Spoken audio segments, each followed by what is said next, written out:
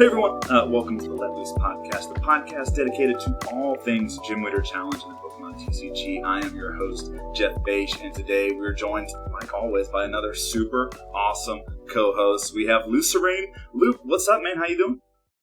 I'm doing well. Looking forward to today's episode. Not going to spoil it ahead, just even though you can probably see the video title, but we have a lot of really cool things to talk about today. I'm super excited. Yeah, Luke, it's awesome to have you on. You know, you're a writer for Cardboard Warriors, and most of what you write are set reviews, set previews, all that stuff. So I'm super excited to have you on for this episode specifically, because we're going to be talking Shrouded Fable, which I have to kind of check myself, because I always like flip the names. I always say like Fable Shrouds. Yep. But, you know, Shrouded Fable, I actually have it here in the corner of the screen just so I make sure I say it right. But before we get into that, Luke, people need to know. Tell us about yourself, you know? What got you into GLC, how long you've been playing, favorite decks, favorite Pokemon, all the things. Tell us about yourself. Yeah, so I've been playing Pokemon since basically the boom happened with like the collecting scene in 2020. I joined collecting in super late 2020. Started playing the game in 2021. Had a lot of fun with it. Kind of had that honeymoon phase. I feel like a lot of people have that with any card game. Period.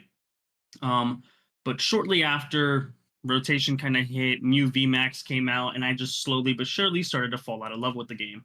Additionally, just other life circumstances kind of started to hit, and money was also a factor because these decks were somewhat expensive to get if you even wanted to play at the top echelon.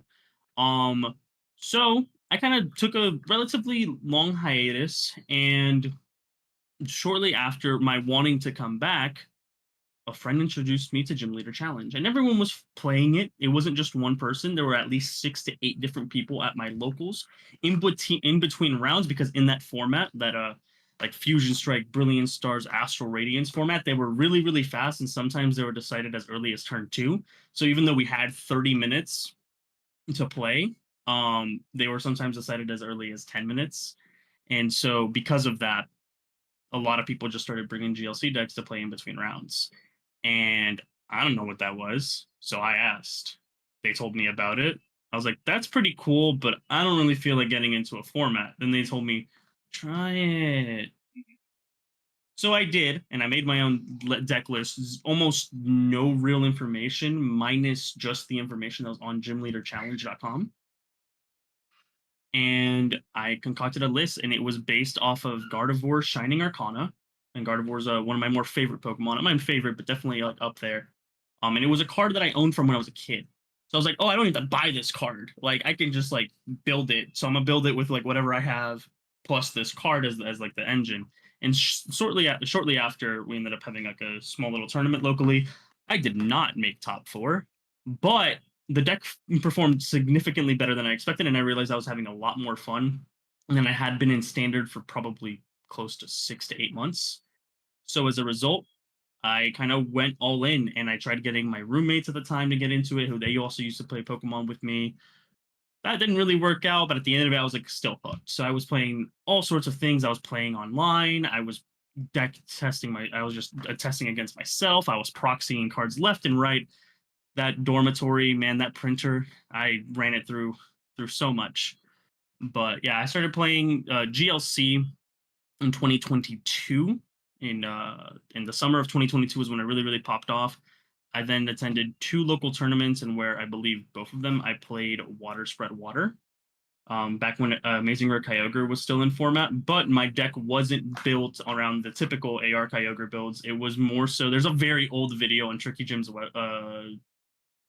YouTube channel that is like old water spread, where it was like Articuno and Kyurem, but that Kyogre was there just because it was like super huge. But the only way you enabled Kyogre was with counter energy. Like it was the only way. So like sometimes you hit it, sometimes you didn't, but you'd usually be behind and then you'd come back, swing for game. That was the way that the game played, but it had super liabilities. Obviously, people took advantage of how good the card was, and now it's banned. But at the time, that was my favorite deck. Kyogre is my favorite legendary, so I took advantage of the fact that it had a good card. Um, and I played it. As for favorite Pokemon, which is like the last thing that you asked, my favorite Pokemon's Luxray. I play it in every single Lightning list now because you get cheated out, and he's super good value. Um, Sometimes he's not needed.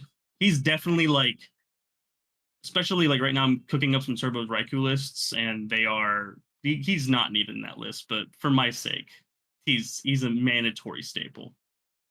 Yeah, that looks super sweet. I ended up just dropping him from my Lightning Zone list for the new Zapdos. I love the new Zapdos, the 190 discard 3 energy and one basic. Oh yeah, it's so good. Yeah, so that's my switch, but we put it on stream the other night. Festival lead leaders list was like a festival lead grass list versus Zapdos. Zapdos just cooked Torterra, so that was kind of my main thought behind it. Just 190 damage is the boss. So and then you don't care about Wailord, and then after that it's like it hits that Lux tape numbers. Yeah, Zapdos hits for I think kills everything in the format. Because it hits for weakness, like you mentioned on Wailord, and it hits Torterra, and those are kind of the two big things. I'm sure there's another 200 Pokemon I'm forgetting. I was about to say, so there's one that's coming up in this video that we'll get to, but the other one is actually recently we had a GLC local at my LGS, and 3 Okidogi lists showed up, and 230 is really annoying to deal with on a basic. Hex Maniac, you gotta play it. No, I mean, like, you're right, but also sometimes you don't got it. That's true too. Those are facts. Well, we get to talk some fun stuff today. So, talking about cards from Twilight Masquerade, which was our previous set. I think there were some pretty good cards from that set. To be honest, I haven't explored too many. It just feels like these sets just come too quickly. Like the Zapdos is one, Okidogi, Ting Lu, all these super sweet fighting cards. So I think that Twilight Masquerade had a pretty good impact on the format. Luke, what are you feeling about Twilight Masquerade heading into Shrouded Fable? I think Twilight Masquerade specifically did one thing, which I think is the worst thing it could have done for the type that it did, which was give fighting way too many options.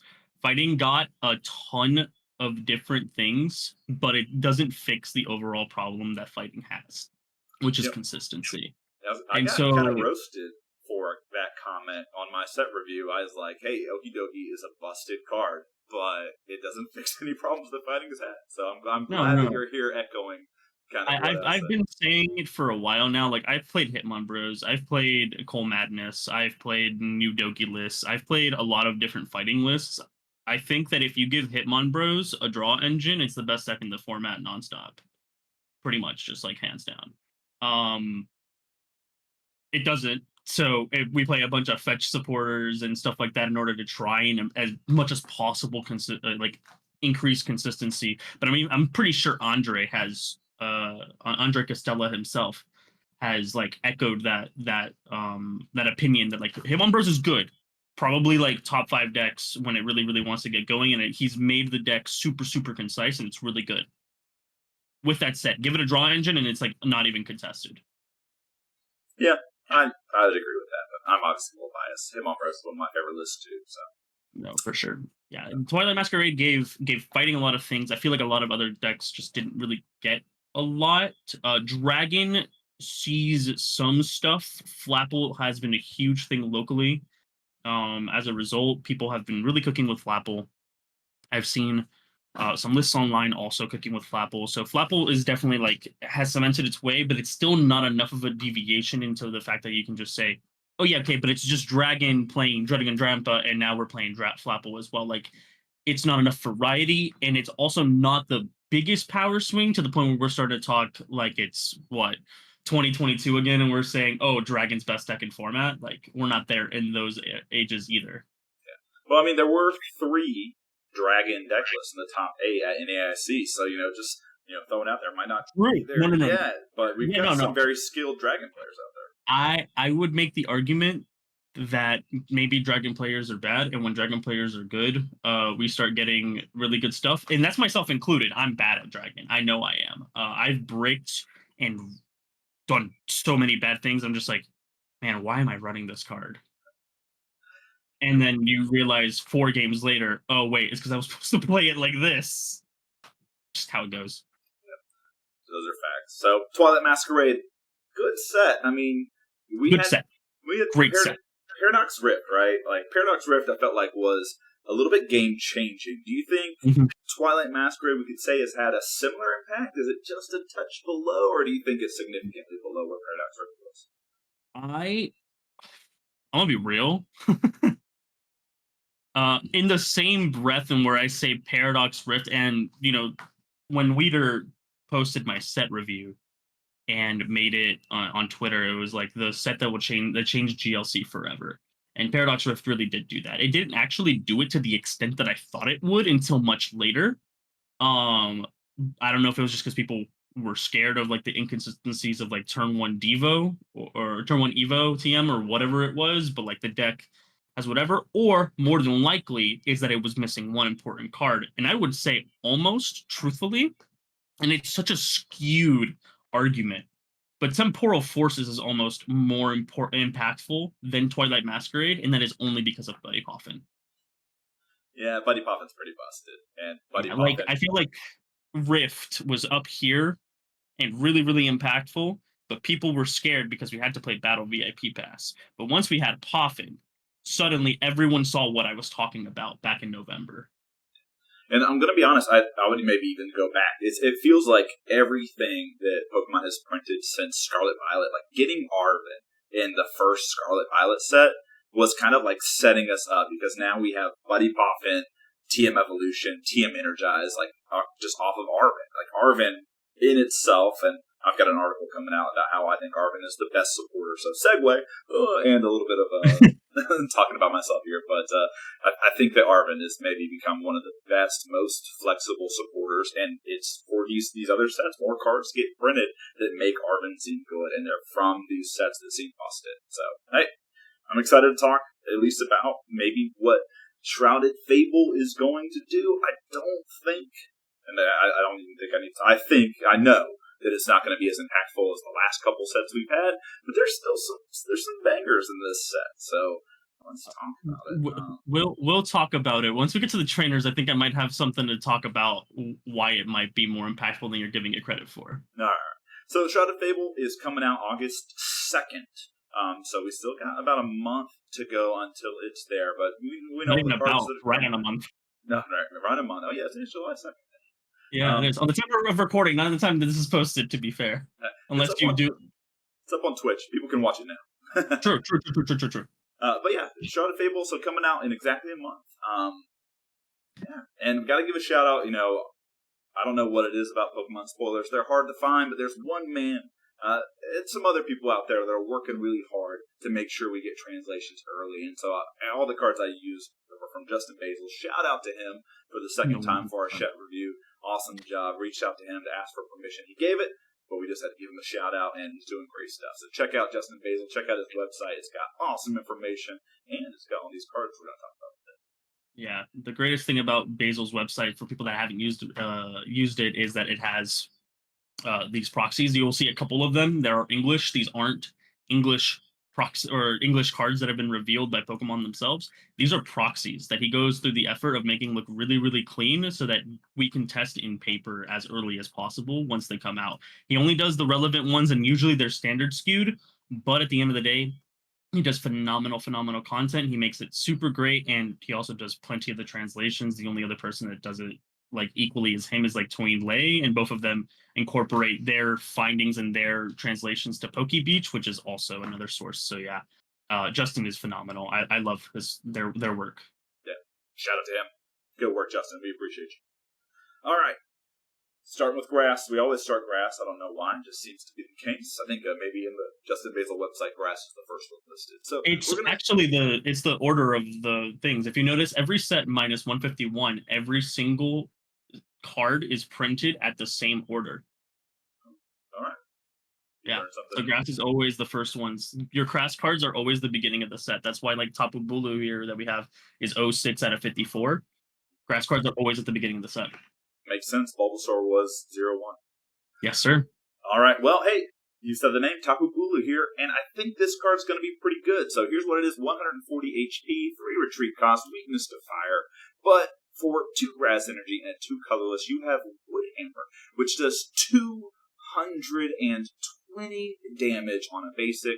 Again, we just see these basics kind of exploding up in terms of damage output. But it's got a little bit of a downside, obviously 4 energy cost itself, but 30 damage to itself. Luke, where do you see Tapu Bulu fitting in the GLC meta? I think there is a lot of room for Bulu to be used, but the 30 damage is really it's really an unfortunate hindrance. I almost wish that it'd say like this Pokemon can't attack next turn. So when I first saw this card, I saw a 140 HP stat line. Oh goodness me. Oh god, great.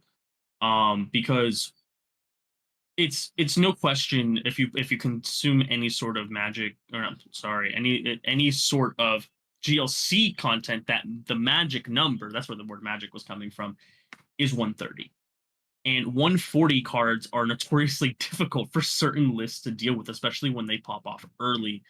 Think Kyogre most like notably, like Kyogre is really really difficult to deal with. The 140 HP is a lot. Snorlax is 150 HP. Good heavens, it's a lot to deal with. 140 is also really really great here. The 30 damage that it does to itself, however, makes it's effectively a 110 HP unless you're intentionally trying to knock yourself out on the turn you swing, or it's not great. So the HP stat light that was really great, now due to the damage caveat, leaves a lot to be desired actually. However, 220 damage is like the biggest we have for grass. One of the biggest things, I've played a good bit of grass, and one of my good friends, Justin or Jay the King, who has attended a good number of CBW tournaments way back last year. Um, we've played the matchup a ton. We played the deck a ton. We've done so many things to it. He's a true and tried Rillasaur believer, and man, we aren't ever swinging for 220 for 2 energy. For like just the simple Rillaboom as you have it there comboed, Voltage Beat, Jungle Totem attachment, you get 2 energies onto this thing, and he's swinging for 220. He's killing the arguably worst Whale Lord. He's knocking out opposing Torterra. He's knocking out a lot of things with Luxcapes, depending on what it is. And there's just so much. And what's really really cool about the card as well is that it's a basic. We can continue to recur this. One of the things that grass has done in order to deal with the fact that it has to use so much energy and then their Pokemon usually get knocked out in return is that it runs double rod. It runs super rod and ordinary rod pretty much exclusively. And there's very little room to cut energies. I think the lists that we've come up with recently, we've managed to cut it down to 9, and it sometimes still feels bad. 8 feels almost impossible for this style of grass list, and Tapu Bulu might just make it efficient enough in the sense of consistently getting attackers off, and where okay, cool. I'm losing the 30 HP. I'm not a 130 HP basic. I'm a 110 basic. Cool, great. I only cost 2 energy, and I'm one-shotting almost everything in the format. If that's the case, wow, we're doing great because we still have our really tanky, prize offsetters in Torterra using cards like Cricketune and Levani in order to allow this Tapu Bulu to still stick on the board for 1 or 2 turns. A very, very, very strong card. I think it definitely has his space specifically in this build. And then if anyone wants to cook a double colorless grass list, also phenomenal addition. But I definitely think this card is much better than a lot of people gave it credit for when it was first revealed. And the more that I've thought about it, the more I've started to convince myself. Yeah, no, I'm in agreement with you. Like, this card is pretty good. I mean, pretty good, I say. It's probably bonkers, in all honesty, because we've talked about these grass lists before. They've got their 2 main basic attackers in Shining Genesect, and you have Zarude. And both of those are hydro pumpers. The more grass energy you have attached, the more damage they do. Well, a set 220 is just much better rate than anything you're getting from those. And when you pair it with Rillaboom, Venusaur, like you said, Venusaur, which doubles up grass energy in play, and then Voltage Beat, which surges up 2 and attaches, you can just power this up in 1 turn. That's so good. And then you see these grass decks kind of like, after Genesect and Zarude go down, kind of struggle a bit, because, they might have evolved into Torterra, kind of recovering these basics, and sometimes you see them going to attack with, Rillaboom, which does 140 for 2 energy if you have both of them in play, and it's kind of like a last-ditch effort, and it can put grass in some awkward situations, because you never really want to have Rillaboom in the attacking spot. So giving them another option Last set we got Iron Leaves. I thought maybe Iron Leaves would be kind of a solution, but it just didn't really kind of work out the same way. I do think Tapu Bulu is that answer for like that third attacker that you want. And again, I think it's better than the other two. If I'm going to be honest, the other two challenges like Zarude a much better starter, of course. But I do think Tapu Bulu is a better attacker in all terms. And then on top of all of this, I'm just really, really happy that we're seeing Pokemon start to balance these bigger basics too. We see Tapu Bulu doing 30 damage to itself. We had like the Thunderous line, like Thunderous and Slitherwing, which also like are pretty good basics, cheap energy, big damage, but they damage themselves. And the Walking Wake that come out, they can do up to 180 damage. Nice to see that puts damage counters on itself. So the balance that is going on, it's nice to see this card because I'm looking at it, it's good. It's not going to be impressive to anyone. Yeah, I think I ultimately agree. Uh also I also am really glad this card exists because it makes the barrier of entry for grass, which is kind of a beloved type that has to run a good lot of expensive cards in the quote unquote like meta versions of the list. And even when I try cutting it down, like for instance, whenever people want to play grass, but they don't want to commit to a Roserade, I usually tell them, all right, cool, we're gonna find one extra cut and we're gonna add you not only an extra searcher, but we're going to add you Sceptile and we add Grovyle line in order to make the deck kind of play itself, and then you have an extra attacker in Sceptile that synergizes with the deck. It's usually fun, but you're still using Colress, you're still probably adding a teammates. Arven's kind of expensive. You need Buddy Poffin. All these things kind of start getting into it, and you need Shining Genesect. Ideally, you need Shining Genesect. Now, if only to kind of get into it, that's like what's Shining Genesect at now? Like anywhere from $8 to $10, most likely. Yeah, I It's think I got down mine from at like where it 12. used to be. Yeah, it's gone down from where it used to be, like close to $20 at one point, but it's still a kind of expensive card. It's a rare from a very special set from way back when. As a result, this Tapu Bulu is also going to lower the cost for entering into the grass type, and I think that's super important for getting new players into the format. Yeah, because grass is the deck that we always point to. Like, this is the deck that I want the This, beginner to play. this is your training wheels. Yeah, this is and again the price is always the issue. Again, very fortunate that my locals allows proxies, but again, Roserade was up there. Tiny Genesect, like you mentioned, this is going to be a big help to that. So Tapu Bulu, love it.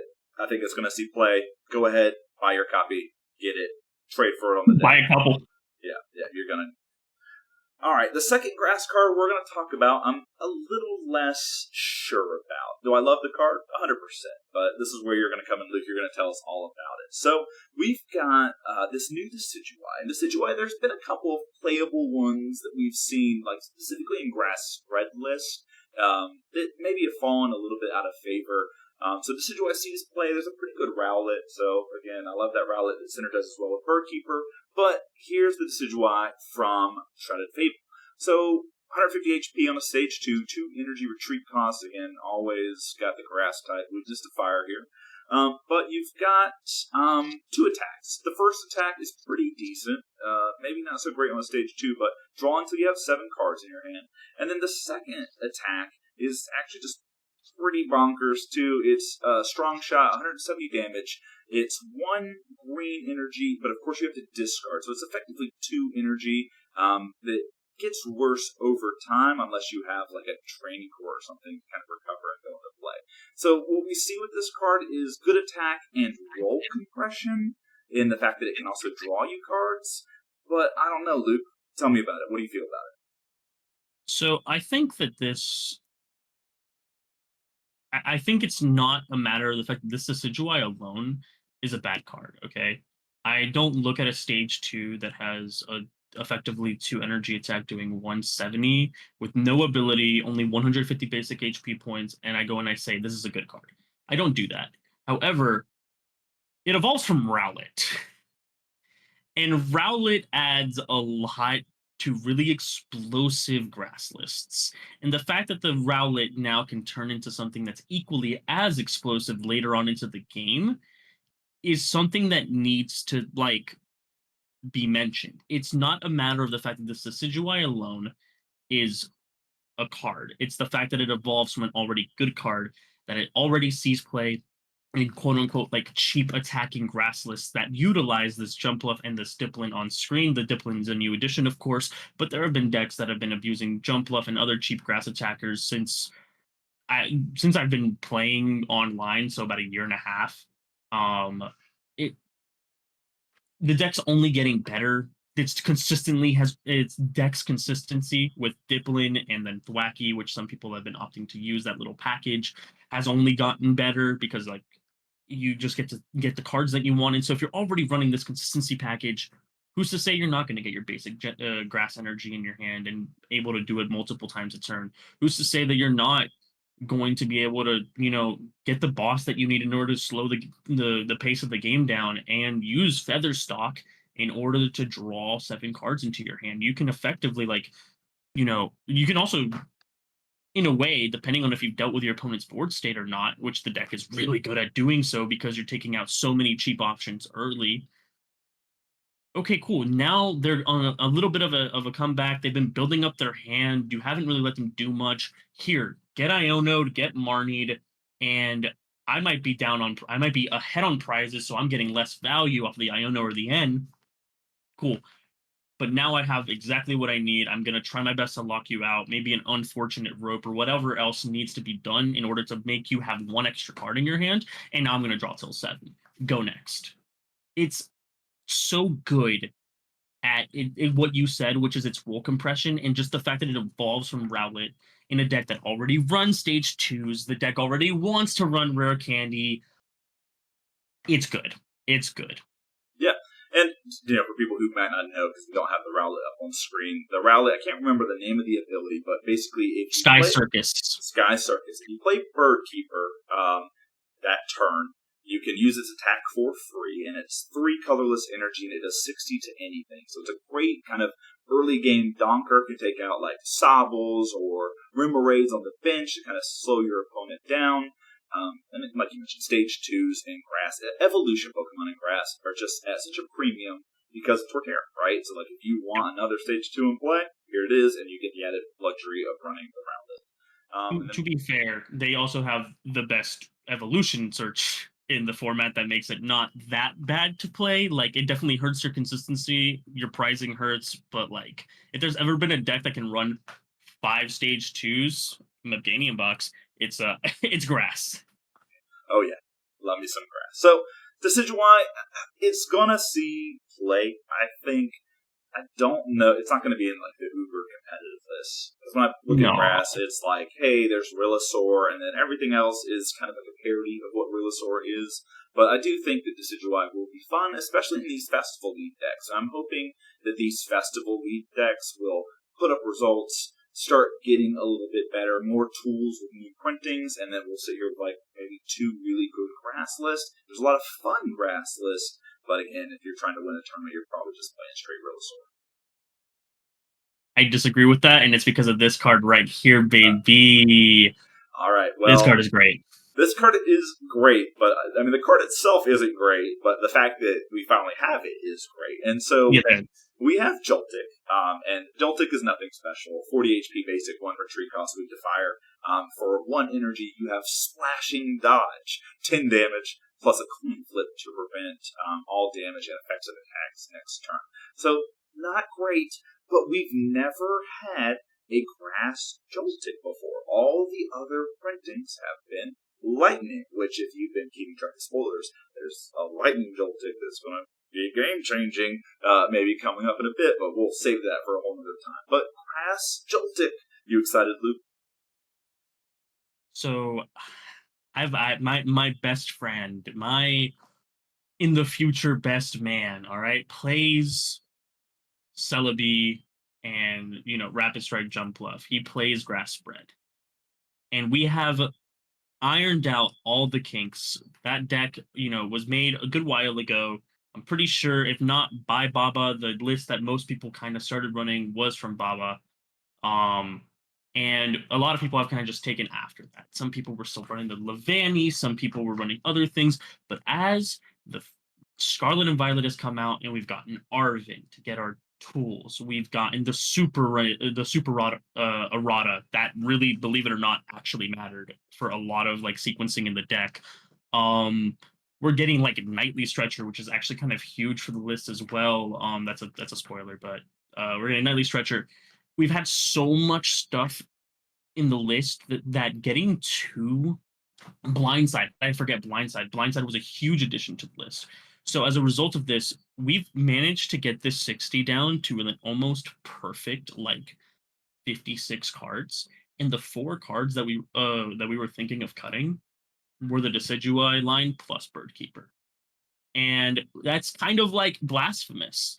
But the thing is, usually Decidueye doesn't get value. I'm normally able to get 2 jump bluffs off, but unfortunately it's not always with Rapid Strike Scroll. It's usually jump bluff plus like a blind side.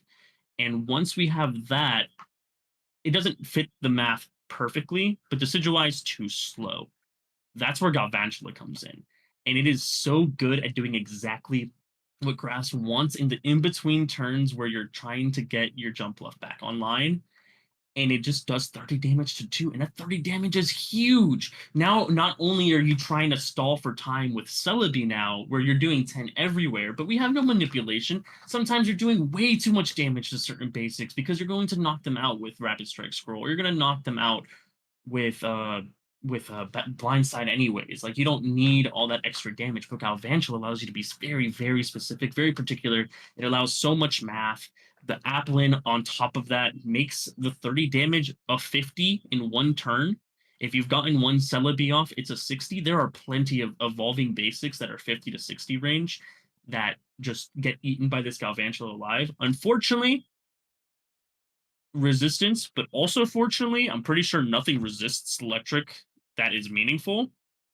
And the only benefit now is that technically one Celebi spread plus Silent Lab and Galvantula means I'm knocking out Manaphy, which is huge for that matchup, may I add, because that matchup is atrocious. Yeah, you said it. Like, it's pretty good. Like, the Galvantula just sets up the fact that Jump Bluff can attack twice, and you can blindside twice, and you hit 2 targets with a 30 damage is just so big.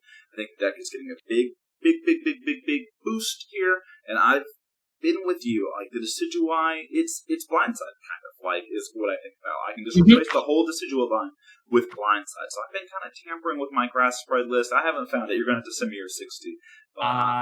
When I tell you that this list, he's been playing it for a while, and I love my man a lot, but like he might be trolling sometimes, and he just is not the greatest pilot. I've seen him misplay plenty of time. I think under quote unquote like perfect circumstances, the deck is very much a meta contender. And I feel like there's a lot of situations where it's very difficult for people to deal with what the deck can do because it can go off very quickly, very fast, and it's disgusting. It's just disgusting. It's a really good deck. Oh, nice. Awesome. But yeah, love it, and love that we're finally getting a grass Joltic. It's like Pokemon is listening, and that's kind of what it feels like it's at times. Like we're missing some cards. We missed the Dragon Applin. We're getting it. We're missing a grass Joltic. It's like we're being heard, and I love that. I love that that's what we're getting. So grass spread, give it a try.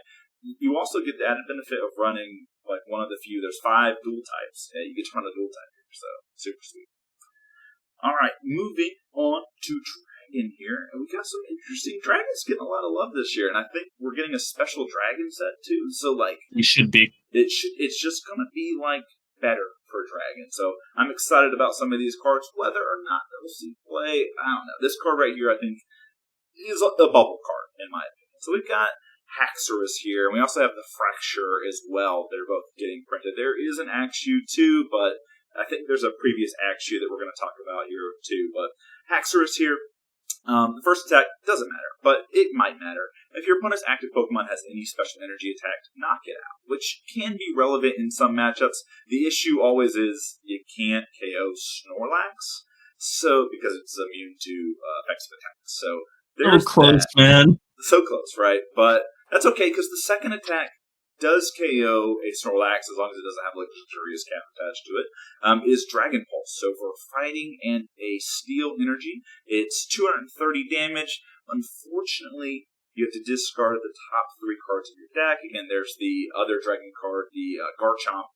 Similar, it's like 2 energy, 160, discard 2 cards. So this is kind of a dragon thing, discarding the cards in a singleton format. That's kind of a big deal, but double dragon energy compatible here. And I'll talk about the Action Fracture. The best things about the 2 that are on screen are that they have the Unnerve, so they basically can't be gusted or counter captured up. And that's pretty cool. You can kind of protect your bit until Haxorus is ready to go. So there's that. I don't know. What do you think about this card, Luke? I think this is the biggest pub stomper in the format.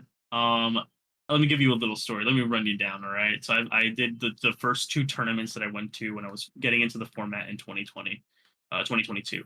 And my first one, I didn't play. Well, there were the 2 big ones. I did play Kyogre to both of those.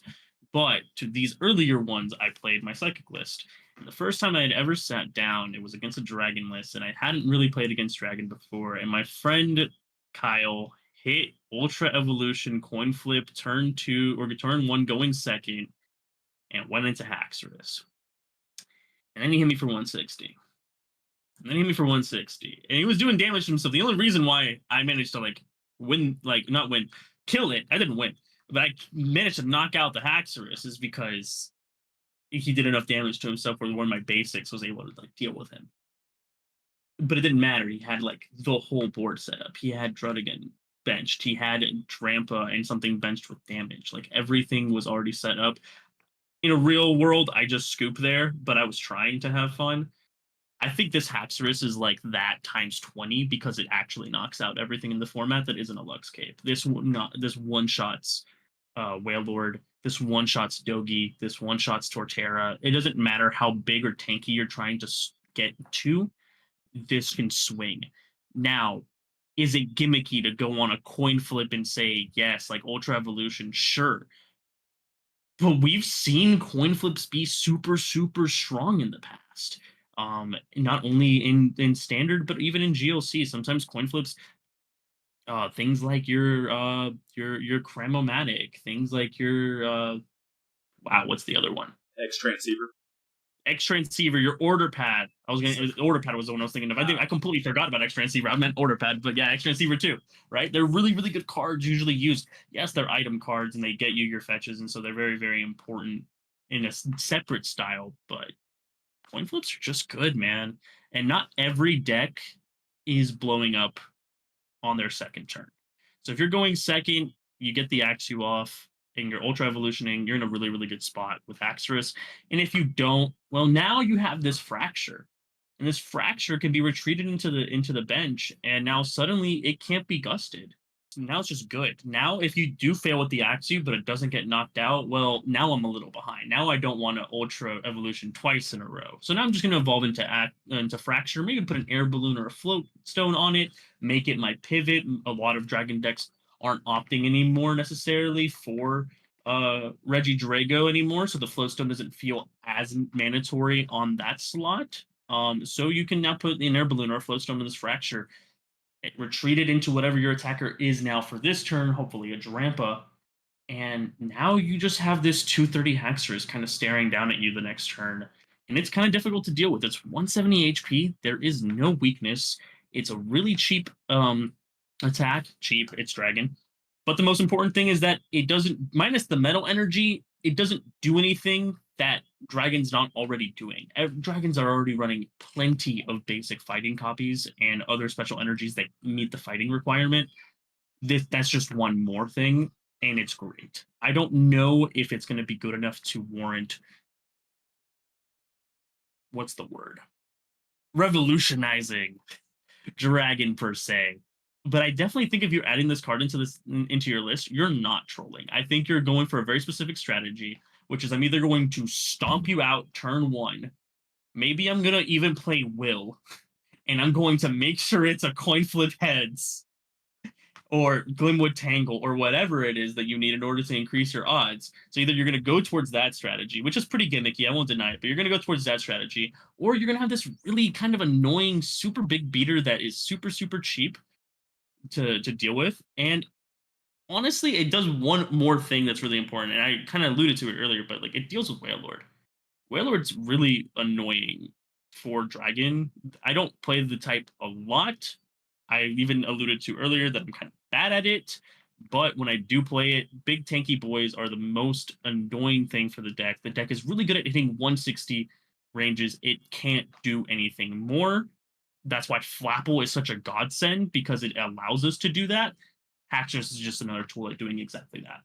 Yeah, and it hits Wailord, the special energy Wailord, the Jumbo Wailord, for 1 energy. In fact, because of the special energy, you need a special energy on that Wailord to do its attack. Well, assuming that they're not tanking with it. Yeah, But yeah, yeah, yeah, yeah, right. yeah, But for even sure. better in that case. Mhm.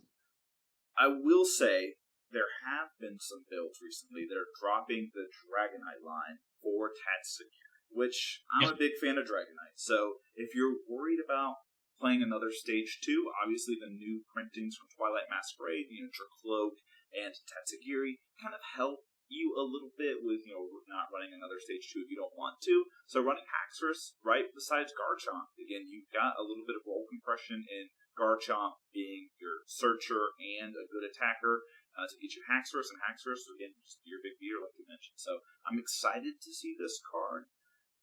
I don't know. The discard 3 is definitely still gonna hurt, but I feel like that's kind of the role of it. Is like I'm going to beat you out to the where the discard 3 doesn't matter, or I'm going to wait and the discard 3 is only gonna matter for that specific card that I'm scared of, like your Whale Lord. Yeah, that's definitely the thing. You just got play smart, which is always my Mhm. issue.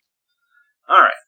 The next part for Dragon is Kiram. And I actually really like this Kiram. I don't know if it's going to be good. I just like it. And so Kiram, Dragon, 130 HP, 2 retreat cost. It's got the Trifrost attack. 2 water energy, 2 metal, colorless. You get to discard all attached energy to the Pokemon. And you can do 110 to 3 of your opponent's Pokemon. It has the anti-plasma ability that says if your opponent has Colress in their discard pile, you just get to pay the colorless attack cost. So 1 colorless energy, 110, you're putting 330 damage on the board if Colress is in the discard pile. And it's interesting, Colress already sees a bit of play. Obviously, original Colress, shuffle draw into your deck, and draw equals number of total benched Pokemon. It sees play in a lot of different decks. It can easily be replaced by just any draw supporter, so maybe with this card people will play it less, I don't know. And then Colress Experiment, which sees play specifically in Psychic Lost Zone, maybe some water builds that are playing the Cramorant that has Lost Zone synergies might play this card, but that deck runs Bench Barrier, so it's interesting to see how Kyurem interacts with this. And then if you are up against a deck that has Bench Barrier and you play Silent Lab, you're getting rid of your own Kyurem's ability, so it's useless if you're trying to get rid of Bench Barrier. Like, you literally can't get around Bench Barrier because Hex and Silent Lab turn off your game plan too. So, I don't know. What do you feel about this Kyurem? It's so close to being like a staple, and I'm gonna be real. I have the biggest like hate bones for Lost Circle, so I'm probably gonna add this to my list just because. But also I think a couple of lists do run Chorus's Experiment just because it kind of is like good value. Um, Even if it's not a Lost Zone based engine, there are some lists that say, you know what, I do want to look 5 deep and pick 3, and then skillfully choose which 2 I'm not going to add. It's difficult sometimes, like even in standard, it's hard, and in the singleton format, it's even harder. But sometimes it's a matter about that skill, like that skill level of play, right? If you're going to use Colress, you're understanding that you're getting that added benefit of looking 5 deep, but you got to pick 3. Um, so I definitely think that the ability isn't the problem and why it's going to happen, and we'll allude that there's another card later that makes it even better at the kind of like pulling it off. The problem is Dragon doesn't have much to synergize with this. It's a really hefty attack cost, so in that regard, it's practically impossible. The closest thing is like Hurricane Charge Dragonite, and even then, it's like you're asking for a lot. But the other thing is just, okay, cool, you're spreading 110 damage to 3 Pokemon. And then what? There are no other spreaders that are of meaningful like explanation. The best one is a Noivern, I believe. Yeah, the Noivern's cool. The Noivern's great. It's a stage one. I think it takes. I think it thankfully takes one energy. Thankfully, but it's still like it's a stage one. There's no end goal to having done this is the problem. There is no finality to it. So it kind of feels like a dead card in that regard. Um, but I definitely do think that some decks can run it. I definitely think it's mostly a deck card, a tech card right now. If your locals have Lost Circle, I've played and have had more friends play at multiple regionals now, and Lost Circle is huge there. So if you want like a Lost Circle water, like those are two of the most popular builds. The only other one being equally as popular, I'd argue, is Colorless, and then maybe Grass is also in there when it comes to like your regional level events.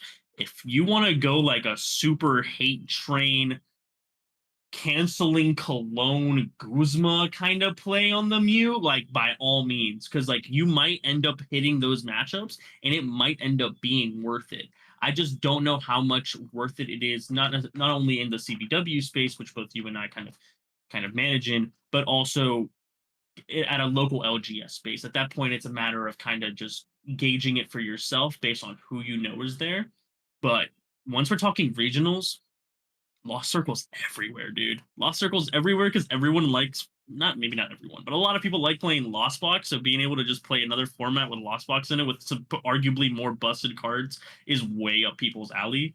And a lot of them get introduced to the format with that list. All right, cool. I'm gonna Trifrost you for one energy and like kill your Mew, hopefully with the canceling Cologne, and I'm gonna kill your Sableye, and I'm gonna kill everything else. Also, noted, like an important thing to note, we have Dragonite, we can kind of get a lot of combo pieces off. If we get something killed, we can kind of try and stay on the back end on prizes potentially and bait an opponent who's not expecting this card with like a teammates to suddenly get off counter catcher, canceling Cologne. And now we're playing from behind, but now we're taking 3 prizes in a turn in that matchup.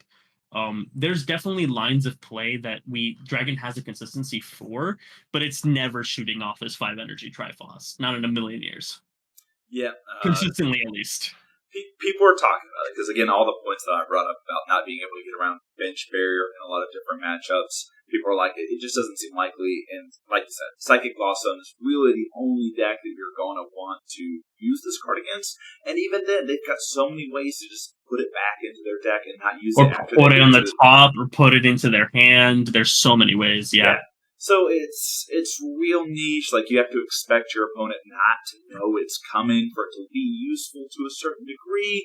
And if they see you flip Dragon over, they might just opt not to play their normal colors. Obviously, Lost Zone Psychic has to play Colors Experiment, but they've got bench barrier again. And you said Dragon has the tools to gust it up, find it on command, fast call Dragonite. It's just so niche. I just don't know. I just don't see it doing what we want it to do. It's a cool card. It's a cool card. But it's just not going to do what we want. There are people trying out there. There's the Dragonair and the Dragonite line that lets you attach as much energy as you want per turn. And people are like, that's what you do. That's what you do. And I'm like, if I'm playing against that, I'm like, please put your Dragonair into the active. I would love it if you put the Dragonair in the active. Because you know what? Kira might take 2 KOs the next turn, but you've maybe lost your consistency engine, and I feel like I'm going to have the late game. So, Kirim is cool. Don't put your Dragonair into the active unless you really want to. Unless they're not going into the Dragonite. Think about it, though, because like if the point, like you've been saying, some lists aren't running fast called Dragonair or Dragonite anymore. They're going the Geary, they're going the Cloak. We might be getting some more Dragon support later that adds even more. Maybe the point isn't going into Night. Maybe the Night is like Hurricane Charge just for like some consistency issues. Like, but maybe the goal really is just Dragonair into slam this Kyurem down next turn, attach as many energies, and say, all right, cool, now what? Because now my consistency engine isn't this Dragonair. I'm losing one. And you might even, as a result of killing this Dragonair, you might be going up in prizes. Meaning I now also have the ability to use things like counter energy practically on command. And now that we also have another special energy search fetch, hint, hint, nudge, nudge, that also might end up being a decent line of play. I think, yes, losing fast call is the argument, But maybe if the point is to get Dragonair knocked out, they might be cooking. They just a little bit. I don't know if it's like great and like revolutionary, but they might be cooking. I didn't think about it. How are you getting the energy to hand? That's what I want to know. Because like, what are you doing? Are you like?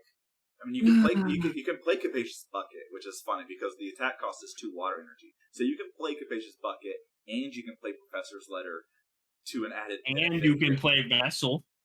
and you can play Vessel. So like, And if you're like milling things with Haxorus, you can add like training courts. We can add energy retrievals. I mean, there's Viridian. a world. There's Viridian. There's a world. I just don't know how consistent that world is in the same plane that we exist in. It's not going to be consistent, but if you really want to be all in on 110 damage to 3 things, which is again is super cool. There's a space for it, and I think that space can be explored. I'm just thinking like Turbolax is always in the back of my mind whenever I'm building a deck, and Kyrium KOs Nothing in that deck. Squovit in that deck. Squub it. It doesn't even kill a Rangaroo. Yeah. Oh my god, yeah. Yeah, so if you're doing 110 damage to 3 things, cool. You killed Squovit. And so like, Okay, but what if I do it twice? Sure. You know what? Get 5 energy on it twice. Do it. I'm for it. After having discarded all of it. The good thing about the discarding all of it though is now we can superior energy retrieval for it all back, so we just need to get that loop off once more. I mean, that part isn't that hard. The looping isn't that hard. It's I would argue it's still hard. I think it's definitely the first one that matters the most because you kind of have to have the perfect hand for it. Yeah. I mean, you can even like turbo energize Gita, like if we're getting crazy. Wait, you cooked. All right. Let's move on to Psychic.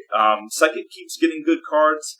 This is maybe the most contentious card in the set, or maybe the most contentious evolution line. So I'm going to talk about both of the new cards. There's a third card, but everyone's going to be playing this other Duskull instead. So Dusknoir and Dusclops both have the Cursed Bomb ability, and they're at different levels. The stage 1, the Dusclops, says knock out this Pokemon, put 5 damage counters on one of your opponent's Pokemon. The Dusknoir, again, being a stage 2, has a little bit better rate. Knock it out, you can put 13 damage counter, and we talked about 130 being kind of the magic number. That's pretty good. It might be a 1-for-1 in most situations. You trade a prize for their prize. We have Duskull that already exists in the format. And Duskull Spirit-Born Evolution ability states that you can evolve it immediately if you discard 3 cards from your hand. So you could potentially discard 3 cards, get Dusclops, sack Dusclops, and I don't know, put 5 damage counters on something. If you have another way to put damage counters on, you can get a donk. But you're putting yourself behind on prizes, and there's a lot of different ways for Psychic specifically to kind of benefit from that. Besides, obviously, a ton of Pokemon that want things like counter energy, you have Blacephalon and the all-important 3-prize turn, so you can kind of like artificially manufacture that. You also have a Miss Magus that can draw you up to 7 if you also KO it. And so, like, you can kind of manipulate your prizes in a different way now. It's going to do some busted things. So that's this Dusclops and Dusknoir. And again, Duskull here is really the big enabler. What are your thoughts, Luke? So my favorite GLC deck, I just realized I never said that earlier, is Psychic Spread. It is by far my favorite. I played it once against you way back when, and it was when the list was still like not there yet. And I think the list is more there now. But it's my favorite list to play with. It's so much fun. Manipulating Dusknoir counters is the most fun I've had in a card game ever. And that list is built to turbo Dusknoir in 1 turn if needed. Because oftentimes people will see your Dusknoir on bench and they're going to gust it and they're going to kill it because they don't want multiple things KO'd, manipulated next turn. So I have the list built around the fact that I'm going to be able to Duskull into Dusclops, and then I'm going to Buddy Catch for Wally to go into Dusknoir. And I'm going to do that all in 1 turn. I'm keeping these tools and trying my best to keep that board state in order to play around my opponent probably knocking out my Dusknoir. And if They don't knock out my Dusknoir. Okay, great. I don't have to go for that line of play. I'm still going to be able to play my deck off. So it's a small little package. Mainly Wally is the only thing that's really added that allows the deck to do that. And now this Dusclops gives it another line.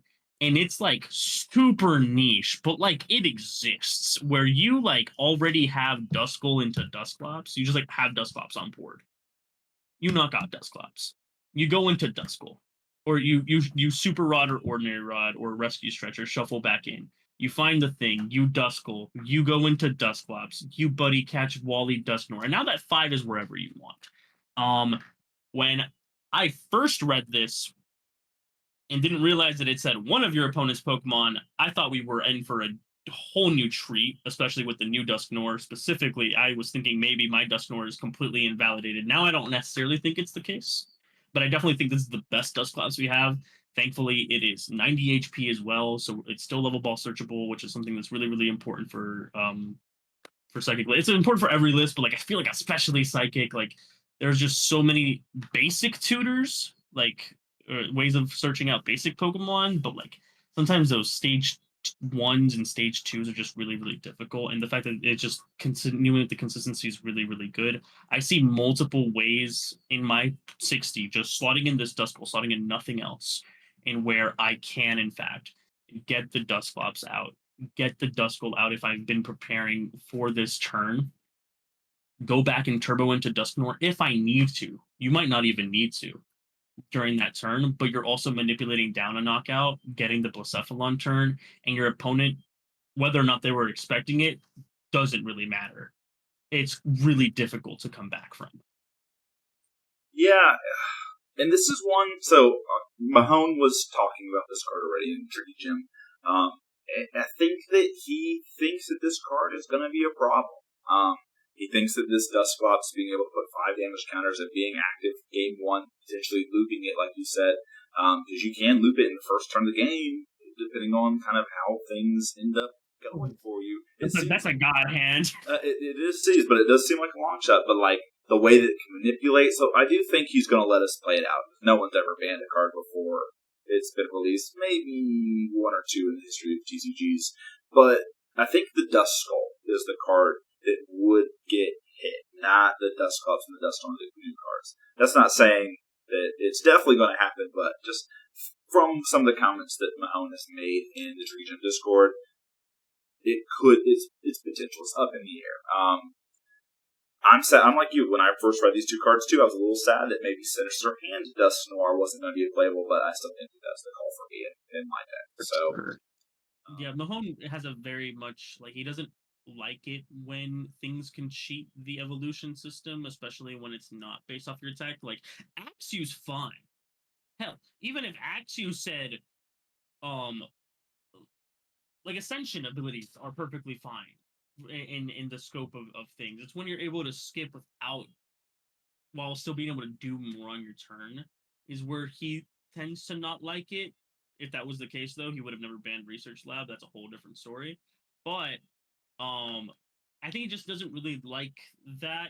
There are definitely people that also don't like that. It goes against kind of the principles of Pokemon in a very bare bones way, and it kind of goes against what a lot of people kind of aim to look at GLC as, which isn't necessarily this hyper competitive format, which you and I may be more inclined into, and more so, it's this fun kitchen table format that allows me to play a slower, more fun, more old styled Pokemon game. And when that's the case, then yeah, turbo concepts like this Duskull and ability like them are problematic to that school of thought. And I understand where he's coming from. I don't agree with it. I think if that's going to be the case, then there are a lot of other things that necessarily need to be hit, or we need to figure out where the line's going to be drawn. But that's a conversation to be had later. I definitely think the Dusclops is really, really good. The Dusknoir has its own things that could be super, super gimmicky, but I think that ultimately this is going to be a very, very fun card for me at the very least. Maybe not for my opponents, but it's going to be very fun for me. Yeah, I think so too. I'm hoping that it's fine. I hope it's just fine because I really love this Duskull. Fun story, maybe not fun story, boring story about this Duskull. I wanted to play Psychic Spread so hard as like my first Psychic deck ever, and I ordered like 10 of these. Never came like the first like 5 months of GLC. My friend and I both ordered them, never came. So I wanted to play this Psychic Spread deck so bad, and so I just want to hold on to these Dust Skulls because I need to play with them more because I missed out at the beginning. So my home hear me, I need to use my Dust Skulls a little bit longer. All right, next Psychic card. Interesting card. I really like this card.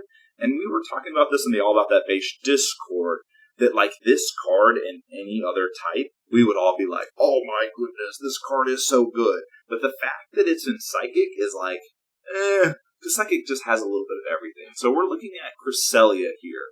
First attack, nothing special. 1 Psychic Energy. It heals 20 damage from each of your Pokemon. I personally hate it. I play Spread. Okay, yeah. I mean, and that attack is useful. I mean, it's Rough Seas as an attack, so it can be useful. I like it a lot. The second attack is where things are interesting. So 3 Psychic Energy, you do 80 plus damage.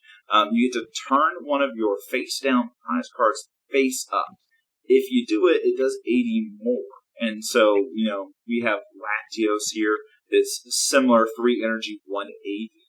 So it's doing 20 more damage. It discards energy. Looking at one of your prizes is actually kind of interesting and cool with Cresselia. Obviously, you're giving your opponent information, but I really like that. And then if you pair this with the Psychic Mirage Gardevoir, which is one of my favorite cards, and I know you mentioned Gardevoir being one of yours too, it's basically the Venusaur, the Jungle Totem ability. It doubles Psychic Energy. I think this Cresselia is good. There's just a lot of good basic Psychic attackers. Luke, how do you feel about it? So this Cresselia fits a very, very important niche that not only in the Psychic Mirage styled Gardevoir lists, but also just overall in Psychic, kind of needs. So Latios, in my opinion, was a godsend for Psychic, and it's unfortunate that I've not been playing enough with the card, but I am fully convinced. I've played the deck plenty. Yes, discarding 3 energy. You're not forced to discard 3 in order to attack. You can discard 1. And you can do that with Psychic Mirage plus Dimension Valley. And you're just discarding 1 energy and you're looping this Latios and you're swinging 180. I see the lines. They're very easy to get. It's not the hardest thing in the world. Minus pricing. Minus pricing. But 180, it's our only attacker that swings for a reasonable number that isn't limited to some other form of caveat until this Cresselia. Necrozma requires you to have a special energy. Sometimes that's difficult. A card later today makes it a little bit less difficult, but it's difficult. Mewtwo, your opponent has to be in 3 prizes. Like, what are you doing against control lists? Like, are you just taking super slow turns? Like, is that how you're going to end up playing? What about when your control list is also now playing things like Team Flare Grunt and is discarding your special energies off your Necrozma? Now suddenly you're struggling in that regard as well. Are you running Recycle Energy for a niche control thing that you don't normally come into? There's all these like questions that Psychic players, when you really get into it, start thinking, hey, I don't have anything that's just general value. I don't get to swing for 160. I'm swinging for 130 all day. I don't get to swing for 160. And 160 is a very important stage 2 number. A lot of things are 160. Inteleon, a couple of other stage 2s. Inteleon is just the big one just because like everyone plays water. But like Inteleon, killing Snorlax as well is also super, super huge, which the deck kind of struggles in that regard. And I think it's super good. Had you just told me 80 plus, I don't know, maybe anything outside of a coin flip, might have also been great had it been discarded energy 80 more damage. Like I still would have probably been fine with it and it would have been a solid card. But now it gives you information. Now it allows you to manipulate your prizes in a very particular way. You're able to either choose to grab the one that you just flipped up effectively, because at the end of the day, you're only gonna be able to use this Cresselia 6 times in a game. Maximum 6 times in a game, which to be fair, if you're using it 6 times in a game, you're winning. But 6 times in a game. However, you can kind of shorten that clock, and there's a little bit of skill expression there, because let's say you flip a face-down prize card, and it is not something you want. You know something else in there is prized. If you've been doing your prize checking, you know there's something in there that's prized. Do I want one of the other 3 or 4 or 5 cards? Okay, well, now my Cresselia, I only have 4. They're gonna knock it out. I'm gonna come back next turn with Latios or with Necrozma or whatever, but I eventually want to probably get this Cresselia back because it's just such a good basic attacker. That's what we do in GLC. We reuse our basic attackers and we try our best in order to like kind of abuse them because they're just so efficient. Okay, how often am I really going to be able to abuse this Cresselia before I put myself in a really bad position and where maybe I've used it twice, I might need to use it a third time for game, but the last 2 cards were cards that I flipped over. Now suddenly I'm not there. And so there's a little bit of skill expression there as to like opportunity cost as to based on what your prizes are, the information that you gain versus how often you can actually fire this Cresselia off that I think is very, very fun and very, very like good game, like good card design. But ultimately, I think it just fills that specific niche of just being a 160 basic attacker that has like really no other caveat, which is great. Yeah. And, Zatu recently printed, you have Malamar, so you have 2 psychic, air quote, kind of motors to a certain degree, so getting up to 3 energy isn't so bad. Then you can begin recurring it, like you said, when you have Zatu and Malamar in play, it gets a little bit easier in Dimension Valley. Even if you're not playing this specific Gardevoir and you're opting for Buddy Catch Gallade, again, there's still routes to easily recur this. Obviously, Zatu needs the energy in hand, but there are ways to do it.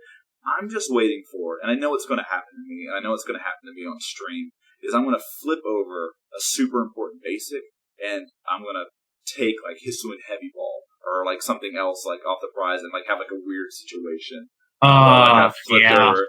Obviously, I could take the basic off the prize, but, like, there might just be, like, some weird prize interaction. I hope it happens, and I hope it happens to me. It'll be fun. It's skill expression at that point, though, because you're effectively gambling your opportunity cost, though. That's like kind of one of the fun things about this format, but of Pokemon in general, is the fact that we're never playing with the same 60 in our deck. We're always playing with something a little bit off, and so we play cards and we play lines in order to try and mitigate that RNG as much as possible. So I'm going to be playing this Cresselia. I don't know. Do you think it goes in? So 100% of like traditional psychic list. If this was a colorless, dude, like if that was 2 psychic and a colorless, yes, 100%. Dimension Valley just enables this thing to fire off, and it's not even funny. I think it's a little bit harder. I think it's still good. I think there are ways of getting it out. I definitely think it sees lists in every Psychic Mirage list. That's not a question. But I definitely think there are certain lines of play where it's needed. Most lists aren't opting for Zatu and Malamar as both. It's just a lot to ask on top of your Gallade, on top of other things that are evolving. Usually you're devoting a bench space to either a Marshadow that you're ripping early, or a Mew if the matchup is bad, or if you're just scared of something that could be niche. All these things kind of plague a Psychic player's bench. So it's difficult to say that I'm going to like run Zatu and Malamar and try and get all this stuff off traditionally, but there are plenty of other lines. We're already running counter energy. Maybe the Necrozma's struggling, or the Necrozma's done its job, and now you're able to get there with just counter energy plus Malamar, or counter energy plus Raihan, or Raihan plus the search for the counter energy. Like, there are lots of ways of kind of getting this off in the traditional list, and it definitely can see play. It's just, I think it's definitely a, a choice. It's not a need in the traditional ones. I respect that. All right, fighting time. Fighting's been getting a lot of love. This card's nuts. Yeah, I think this card's really good. With this card, I'm struggling a bit, and it might be because I'm so Hitmonpilled. And I do like Garganacl decks too, but I'm struggling to see where this deck, because it's a one-card powerhouse. Like, it doesn't need to build around, and that's kind of where maybe I'm struggling to see its place in some decks. But this is Blood Moon Ursaluna, and it's really good. Its ability is Rule of Thumb, and so once during your turn, when you play it onto your bench, you can attach 2 basic fighting energy from your hand to this Pokemon. Then its attack cost is 2 fighting, which you potentially have attached, plus a colorless, to do 100 damage plus 30 more for each damage counter. So, very interesting card, pretty good. I like it a lot. There's a Galarian Zapdos that does a similar thing. The Galarian Zapdos has free retreat, but its attack is not great. It's like 70 damage and paralyzed. hits. So like you're not KOing anything. You're investing free energy to basically stall, and then if your opponent has a switch, you're kind of not in a good spot. But you put some cards on the screen. This was your slide. I'm happy that you did this slide because I think you have more vision for this card than I do.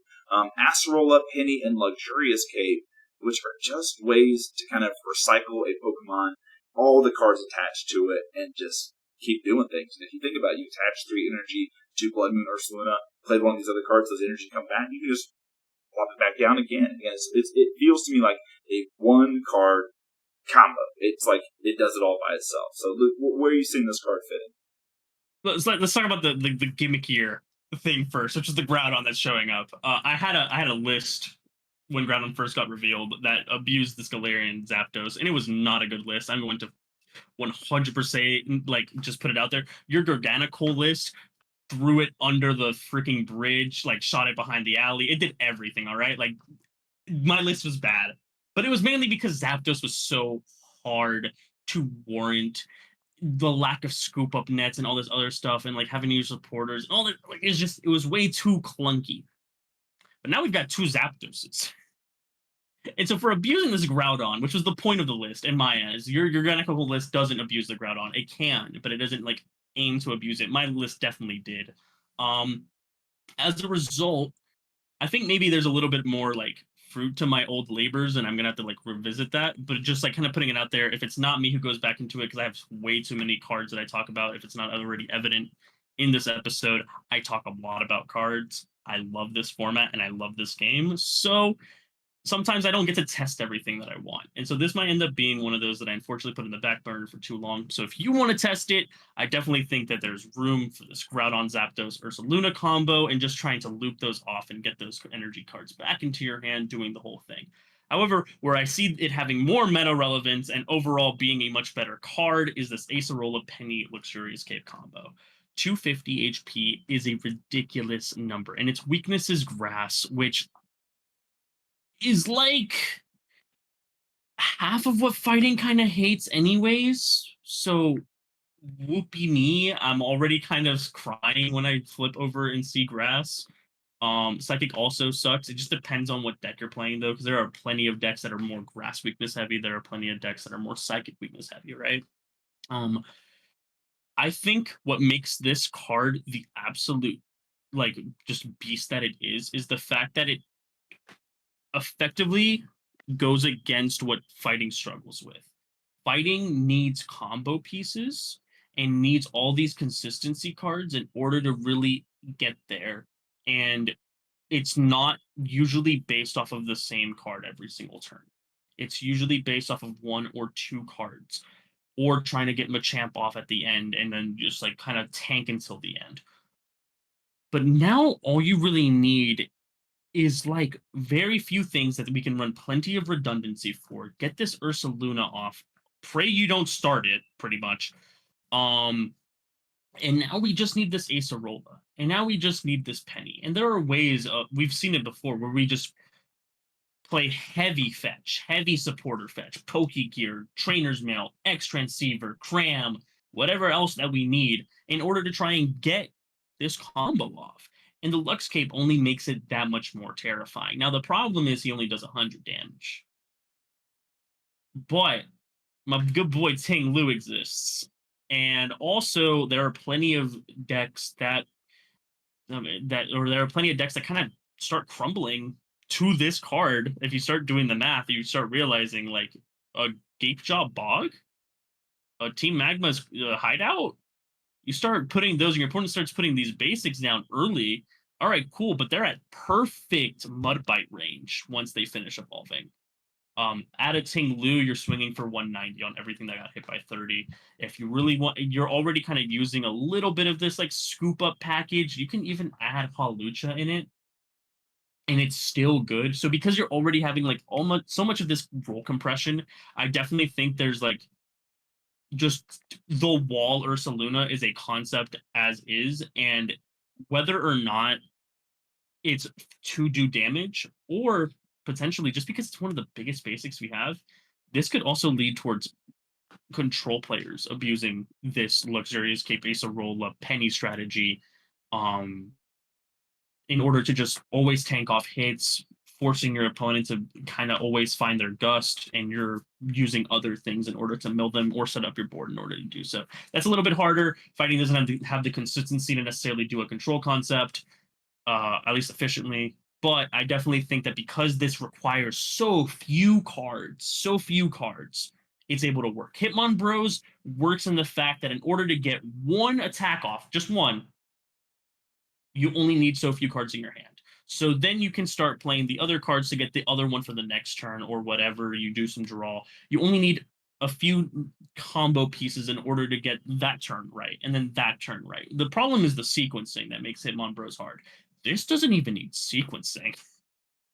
It's just tank hit, tank hit, tank hit, and I'm going to heal for days. Yeah, and you kind of put it on the head. Like, fighting spread outside of Hitmon Bros is a real deck now, too. So, like, the damage counter nudge is going to be great. Ting Lu is amazing. Palisand is amazing. You mentioned Talucha. The free retreat Tyrogue exists, and that's like damage counters for the first turn if you flip heads. Like that has been seeing play too. So like you can do things to get this Ursaluna online. I think it's going to be strong. I'm picturing in my brain right now after hearing you talk, just like those cards I mentioned, and then you have like this Blood Moon Ursaluna as like maybe like what the Machamp line used to be. Because like you don't really like Machamp is really good, and you have Machoke as bench barrier, but like that's because you used to have to run like 90 and 100 HP Pokemon. Ting Lu's 140, Palisand's 140. You're like less susceptible to spread now with those cards. Blood Moon is 150. You could drop a stage 2 line and increase your consistency a bit. I do like Machamp still, so I got like a fancy art Machamp, but that it might be something for people to consider, especially in their fighting spread list. It just seems so good. And Clara. We didn't even talk about Clara. Just think about Clara. That's on me. Yeah, Clara, grab 2 energy from your discard pile, grab the Lana's Aid is the same thing. Yeah, Lana's Aid. So you can just, like, even recurring this is so much easier now because you get the 2 energy and you get that. As long as you have any other energy in hand, you're good. Okie dokie seems to, in my mind, to be the card that anti-synergizes with it because you need special energies. So, like, what sort of energy package are you running if you're playing both? Can they coexist in a deck? And I don't think so, but I want to. I want to do it. So imagine having 2 huge basics. You know how it coexists in a deck? When we run a Thornton or Ninja Boy package. Oh, I love Ninja Boy. Like, you play this, get the basic energy, Ninja Boy, you have the special energy in your hand. You go into Dogi, swing 170, turn 1. Yeah, that seems pretty sick. I don't know. I've been playing Ninja Boy in my Hitmon Bros list, and I'm playing Okie Dokie. The turn 2 Okie Dokie, like, that no one's expecting, wins the game. And Ninja Boy is busted in that fashion. Obviously, fighting can never find a Ninja Boy when it wants it, so it doesn't really matter, but I do love me a Ninja Boy. It's just, I think that's the other thing is like Hitmon Bros needs so many specific things in order to try and get the combo off in the particular order that it wants every single time. This is so much more condensed. I think there is room where we can run so many ways of getting those searches off for the supporters that we need, that Acerola, that Penny. And to also, one last little build point before we go next, because you talked about the not needing Machoke anymore for like the spread matchup. My first argument is spread has been dead for like ever, and it's like one of the weakest types. What matters most is snipe, like sniping a particular target. Spreading damage almost never like do people care about. It's only very tryhards like me who want to try and make the deck work that like still believe in that concept. Plenty of people have forgotten that spread is even an archetype because it's just doesn't see results. But yes, fighting did not like it because we had 100 HP basics, because we had 90 HP basics that we were attacking with, 110, 120, things like that. But these Acerolas and these penny cards aren't now just for Acerola, like Ursaluna. Now they're also in order to heal those Pokemon up if needed. And that's a pretty important like role compression in that regard as well. Maybe we really don't need Machoke. Maybe we don't need Machamp. And if we're running Machamp, it's because we might somehow, even with all this like fetch and like tinying the hand, maybe it's a small Pokestop angle and we end up having to go a different angle and it's like a Maxis. there's so many ways of like making this potentially work. That I think this is one of the upcoming archetypes. Is it good? I won't say that, but I definitely think there's an archetype on in and of itself that leaves a lot to be seen. I'm excited. Brew with Blood Moon Ursaluna. I know I'm going to be doing it. I'm excited to see what people come up with. Yeah, I'm going to lose to it. I know that for sure. All right. Dark is up next. And one of my favorite Pokemon, I got 3 favorites. Crobat is one of my favorites. I tried so hard to make 3 price Crobat work. I'll send you the list. We've got Zubat here. And normally people were playing 40 HP free retreat Zubat before. It made a lot of sense, especially in lists that were maybe trying to play Hoopa. You had another retreat option. Just having a pivot is so good, and it's evolving into things that were great. So now we get this new Zubat, which has a 1 energy retreat cost, but U-turn board exists, and U-turn board is useful, so it's not like it's unheard of for 1 energy retreat Pokemon to not use it. But this has the lead attack, which I actually think is pretty great for a type that doesn't have a lot of consistency pieces, so I think that this is actually maybe the new optimal Zubat for us to be playing. The second attack doesn't really matter too much. Also, something to note is all other Zubats have fighting weakness. This is the first Zubat that, for whatever reason, they've switched to having fighting resistance. And I think that I don't know why they've decided to change that, but it does matter in the sense that, like, now you have some flying resistance. And fighting matchup, I've never seen a Dark player win a fighting matchup before, even if the fighting player breaks. So there's that. My opinion, and like, crucify me, in regards to what Dark can do, if it wasn't for the existence of Guzzlord, it would be the second weakest type in the format, only behind fighting. And we're not including fairies. Sorry, I always forget that you exist. But like, it would because it just doesn't have the consistency like you talked about. That's why I think this lead card has so much potential. U-turn board is a card that synergizes with a lot of really, really good cards. I mean, yes, U-turn board or Air Balloon and Floatstone are better if we're running the Zoroark package, but once you start like kind of getting out of that realm, you start realizing a lot of things have 1 retreat. Some people opt for the Some people opt for the Sableye with Excavate. Some people opt for other things, and if they're gonna opt for that stuff, you're going to have these 1 retreaters. And when you have these 1 retreaters, boy, it really just opens it up. Searching your deck for a supporter card also leads into the next slide that we're going to get into, which kind of just brings up like stupid consistency. But the last point I'll talk about is this Weavile that's on the screen. There's one other Zubat that I don't even remember really what it does, but it has an ability. It came out recently. I think it was in 151. There were some talks about whether it was better than the free retreat Zubat. Same arguments about this U-turn board. I would argue, as someone who plays a lot of dark spread, it was always bad, but I really was only not running it because U-turn board had a lot of efficiency in that list. I wasn't running Zubat for free retreat necessarily. I was running it because it didn't have an ability. Yeah, and Weavile, for 1 energy, does 60 to everything that has an ability, yours and your opponent. So you're basically KOing your own Zubat here if you're opting for that line. But I do love me that Weavile, and I do love me some Zubat, which you mentioned going into this next slide. So, consistency pieces in Dark. One of them used to be a Golbat that drew you 2 cards on evolution, and that's the one that's on the screen here, discrete draw. And then there was a Crobat that did the same thing, but it drew you 3 cards. So that was an engine you could have played. And then there's 3 prize Crobat, which does 3 energy for 3 colorless energy, and it can do it anywhere. And if it takes a KO, it can take 3 prizes. It can be difficult to set up. Your opponents see it coming from a mile away sometimes. So that list hasn't really exploded like people thought it would because 30 damage is a little bit limiting. But we're getting a new Crobat here, and I'm excited about this Crobat, but I've also got some reservations. It's a cool card. It's got a cool art. It's got a cool ability. It's got a cool attack. But I've been burned before. But here's our Crobat. So its ability is Shadow Messenger. And so once during your turn, if you played Janine's Secret Technique, which is a supporter from the same set, you can draw up to 8 cards in your hand, which is pretty impressive.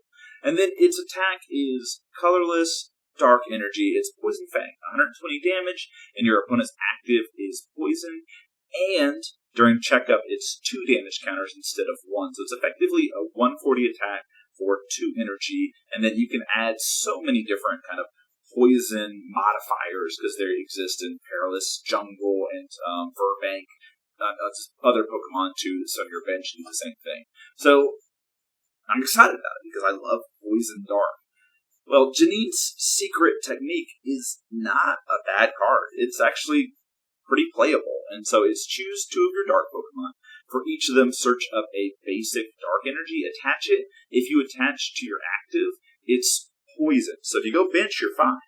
If you go active, you're poison. And if you're taking a KO, it might not matter so much. So Janine's secret technique, playable. It's basically kind of similar to Sada's Vitality. You don't get to draw more cards, but it's got the caveat for dark instead of ancient. I like it. If you're playing this Crobat, maybe you play it. I don't know, Luke. What are your thoughts? There's such an important important like clarification to what you were saying, because it was about the Verbank, not Verbank. Is it Verbank? It is Verbank. Verbank City Gym and Perilous Jungle, right? Yeah. It's the fact that it makes this 140 attack into 160. And I already alluded earlier on how 160 is an important number to hit. And then if you also add on the Toxicroak, which not many Poison Dark players play, but if that's something you want to do, now you're hitting for 180, which starts hitting a lot of these more newer stage 2s that are really tanky, which is one of the things that, minus the ability restriction that Dark has, is one of the things that Dark struggles with, is the really big tanky dudes that takes 3 to 4 turns to kill with poison. It's just it's the crutch, or not the crutch. It's the crux. It's what we hate. We do not want to see that on our boards, and now we're kind of in a position where we might be able to take those knockouts really, really quickly for very, very inefficient, very, very efficient cost. Even more efficient when we play Janine's on this card itself, and we're also getting card draw out of it. I think it does a lot of roll compression very, very well. Janine's is a whole different card. We'll get to it. There's a whole slide on it. It's a messed up card, but I think Crobat has the potential. I believe this one also has the fighting resistance as well, in the lightning weakness. It got cut off in the screenshot, but hey, more fighting resistance, baby. Maybe the matchup might exist. It might not be like the worst feeling 80-20 I've felt in a long while. It's really, really bad. Plus, I mentioned it earlier. This art's just so sick. I love this Crobat art. As a Crobat lover, I'm going to be buying this card. If they have reverse holo follow or whatever, I'm going to get it. This is going up somewhere cool, but love me some Crobat. I think I won't be sad to see the 3 prize Crobat removed from some of my lists. I've just tried so hard, and so to see a Crobat able to take a KO actually makes me very, very happy. So kudos to that Crobat. Well, this set is, I guess it's built around this card. I'm going to butcher the name. Pecharunt? I'm close, No, I'm sure. I think because it's Pecha Berry. Okay. So it's Pecharunt. I'm almost positive. All right, Pecharunt. So, and it's Poison Dark, and a lot of this set, I think, is setting up some poisoned theme. So this is, I think, the promo that's coming from this set. I think it's pretty good, especially in a poison build. So Toxic Subjugation is its ability, and it is a basic, which is good to know. So as long as it's in the active spot, you're basically putting 5 damage counters on opposing Pokemon during checkup. So pretty good. And then its attack is dark, colorless. It does 10 damage, but the active is poisoned. But remember, it's 5 damage counters, so that's 60 damage counters in 1 turn for 2 energy on a basic. Not the greatest rate, but it stacks with all the poison things that we already talked about: Perilous Jungle, Verbank, Toxicroak, and then it fits pretty nicely into Galarian Weezing control poison builds that already exist. So I think that this card is good. I think we'll all be playing it in Poison Dark if we're trying this archetype. Maybe along with that Crobat. What are your thoughts? I think this leads to a potential donking situation that's very, very scary for a lot of reasons. You can get, what is that math? 70 damage turn 1 going first. No, going second with um, what is it? Gosh, Is it Brute Mark? Bonnet, Brute Bonnet on bench, Pecharunt in active, and you can get into the active because you're going to use Guzma and Hala, discard 2 things. So you're going to potentially, if you have Floatstone, so you can use the Ancient Booster Energy or vice versa. There's ways. The special energy really doesn't matter, but you can. And the Perilous Jungle. So you're going to poison your opponent's active. You're going to have Pecharunt in the active, and you're going to ping them for 70. That kills practically every evolutionary basic. It is a very terrifying combo, and that is only on the first turn of the game. If they evolve, great. If not, then that's killing 130 HP basics, doing 140. So even more than that. There's a lot that's terrifying about this card. And if you manage to have all the other pieces to it, we can run cards like Adventure Bag in order to make a little bit of the consistency easier as well.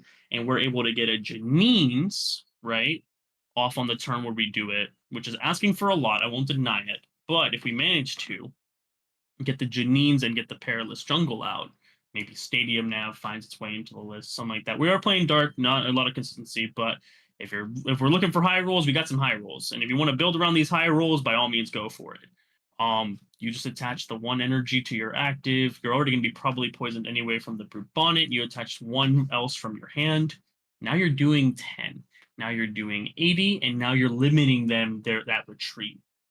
And you can technically do this every turn because when it swings back to you, if you don't get the knockout when they're coming in, it's always going to get that knockout. You are forcing them to have some sort of switch. And even though we run a good number, usually it's just Rope, Guzma, and maybe Tate and Liza, depending on the list. Those are usually the ones that we see. Retreating is what we normally want to do. We normally want a free pivot. We don't want to play cards like Switch. Escape Rope is just too good to pass up. So this has a lot of potential, and this has a lot of scary potential. And also being behind, Guzmahala becomes even better, and now we just do this for counter energy cost. And there's so much here, and that's only turn 1. Like, this blows up even more. It makes your turn 1 with the Poison Dark deck potentially much more explosive. You've got the Galarian Wheezing line that is super oppressive, and now you've got this, which is arguably equally as oppressive or just slightly like a tier below it. It's really good at doing what it wants to do early, and that's what it wants to do as a basic, in my opinion. Yeah. I mean, you could even go like Arvin. If you found a way to get an energy into this card, you go energy attach, you go dark patch, you're able to get the switch tool, Yep. and that's just still 60. Like, there's so many different combinations to use Pecharunt. Early, like you mentioned, it's going to be good. Is Poison Dark going to be good? I think it's already good. Is it going to be better? Yes. Is it going to be like high tier? I don't know. I don't think so. Unfazed Snorlax exists. It's just like Snorlax doesn't care about, or we don't care about Snorlax if we're doing it through triggers and not through the other stuff, right? Yeah. I guess, and you stop a lot of what Snorlax is trying to do if you're able to KO through poison because of they can't use Raihan and Like Melee. Raihan and Melee. Yeah, no, honestly, I think actually you slept on it a little bit. No, that's actually pretty decent into Snorlax. Yeah, you're right. All right. Next dark card. Yeah, this you mentioned Dark Spread, and so we've got this new Eviltal, and I really like this Eviltal. It has like the Azelf tax, and I know you're a Psychic Spread person. I'm a Psychic Spread person myself. So 9 wins puts 2 damage counters on each of your opponent's Pokemon that already have damage counters on it. The second attack doesn't matter. It's 2 dark, 1 colorless. Does 100 damage, and if you flip a coin, you get head, choose a discard energy. I don't think that attack is ever going to be used by anyone ever. It's the first attack, and so this makes Dark Spread, you've got Zigzagoon to put a damage counter on something, which is not super impressive, but you have this Absol that for 1 energy can spread damage, so there's ways to set it up with basics with cheap attacks. We mentioned the Weavile in the earlier slide. It does 60 to everything with abilities. The only one up here that has an ability is Zigzagoon, but you're wanting to sweep that up anyway. So Dark Spread, it can exist, and that 3-price Crobat I was talking about might actually be able to take a KO if you're able to use this Eviltal, which has 120 HP, which is pretty good on the spreader, and to bring up the next point, fighting resistance. So all things that we've kind of talked about being good for Dark. What are your thoughts? I think this is exactly what Dark Spread wanted. I don't know if it makes it necessarily better. I just think this is a very important consistency piece. Um, because the deck wants to Absol. But then after Absol is where we're starting to go, okay, now what am I doing? And Yveltal is exactly what we're doing. It does exactly what we want to do. We want to spread damage counters. I will loop this Yveltal times if I have to, and then I'm going to pick off your tiny stuff. I'm going to blindside something or whatever, and then I'm going to 30 damage, knock out something for 3 prizes. That's what the deck does. It already was doing it to a relative like level of success. I have had plenty of fun playing the list. I think now it's going to be the turns in like I cannot tell you how many times I will go for a Crobat knockout or I will go for something else and I will be like, man, I was 1 turn off and I didn't get it because I didn't get that absolute like turn again, or I didn't manage to get the recursion, or man, there's just not enough recursion things to get my absol off again, or all these things.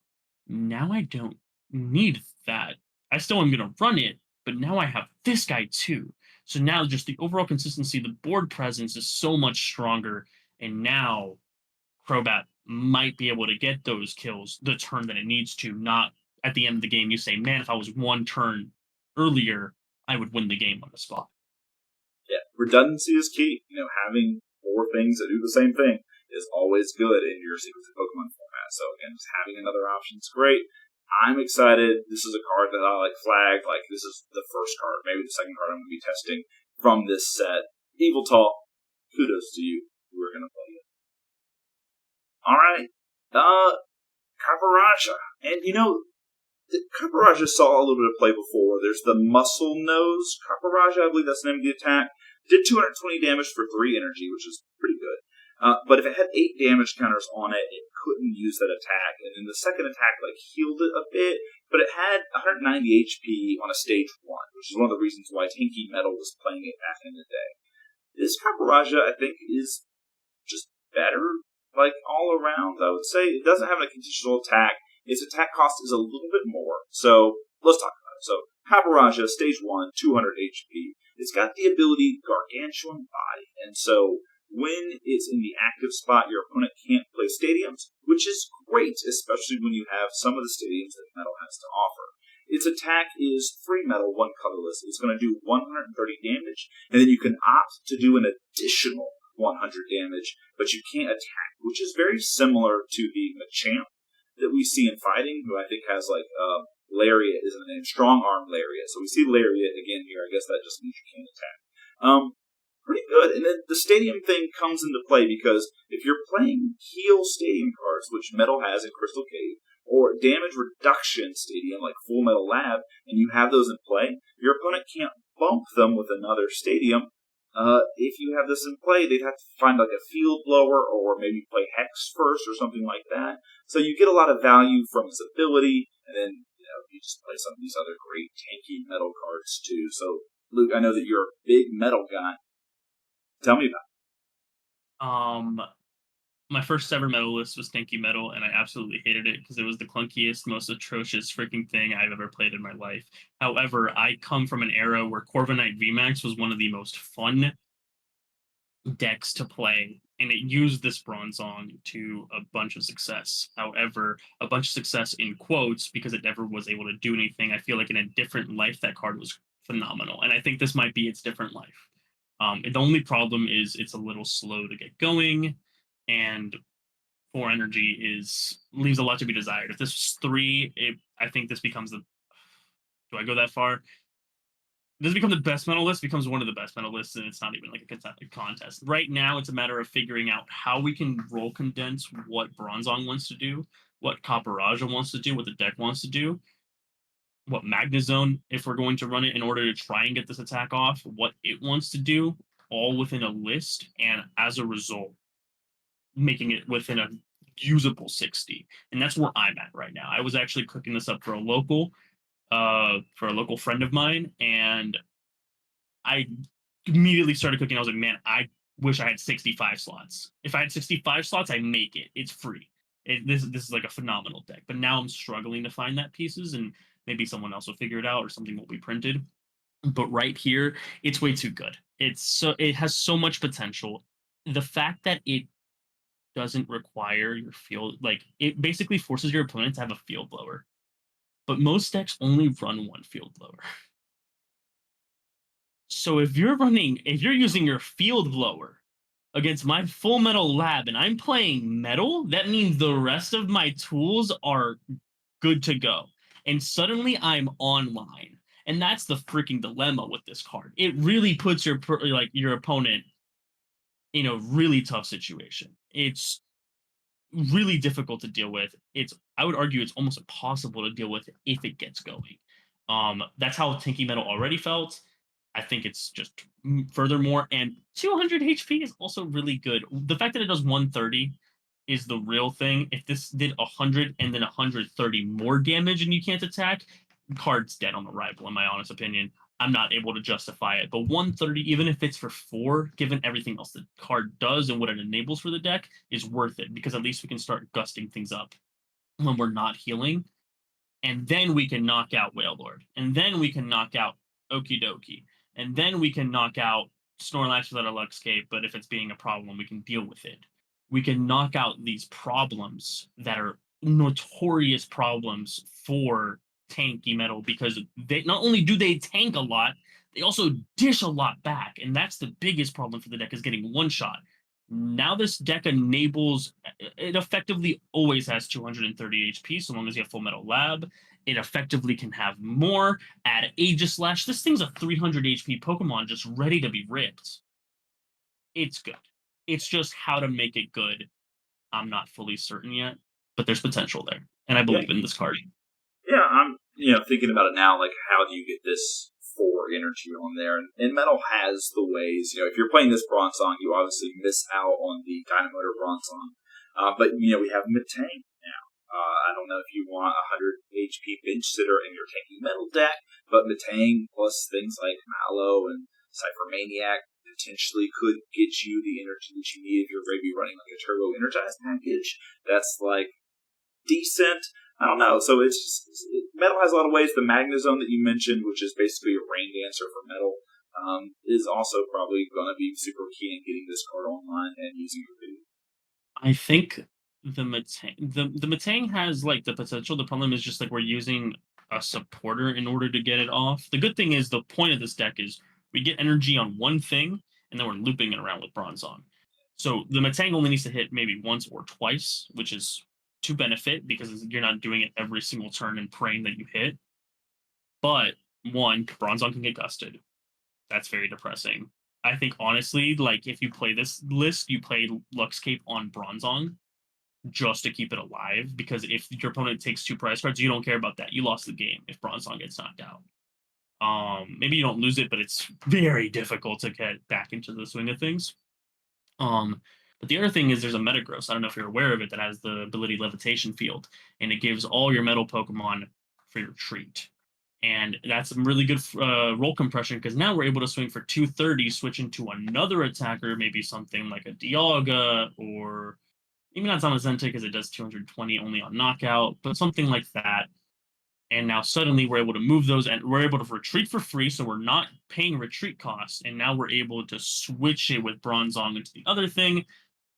Yes, the stadium might be bumped at that point, but it's just about navigating that board state, right? So I think Metang might be the play. I think Magnezone enables a lot of other really, really cool tricks. It's just a matter of compression, truthfully. That's just the big one. Yeah. I mean, you only have so much bit space. What are you going to do? So, especially if you're playing Aegislash, like you mentioned, too. You've got Bronzong, Aegislash, you have an attacker in the active, you got 3 other spots. I don't know. What do you do? I see it. Tanky decks, I thought, I'm going to be honest, after Luxury Escape got kind of spoiled, I thought that maybe we were going to see more tanky decks kind of navigate. But we've seen a lot of power creep in just attacks. And so, like, Weeder and I played a match on stream, and he was playing, Full Metal Lab. He was playing the Metagross that you put on top of your deck, and you can, play it in the field. But I was playing my Garganackle list that can basically just push out like unlimited damage. So like that might be one of the problems why tanky decks aren't so great anymore. Is I was just like 240 for my Groudon, and that just killed everything, and it didn't matter. So I'm hoping that tanky metal comes back. Is it going to be clunky? I don't know. You mentioned that too. Your first metal list was really clunky. When I played metal for the first time, I thought it was really clunky. Hoping that this smooths things out.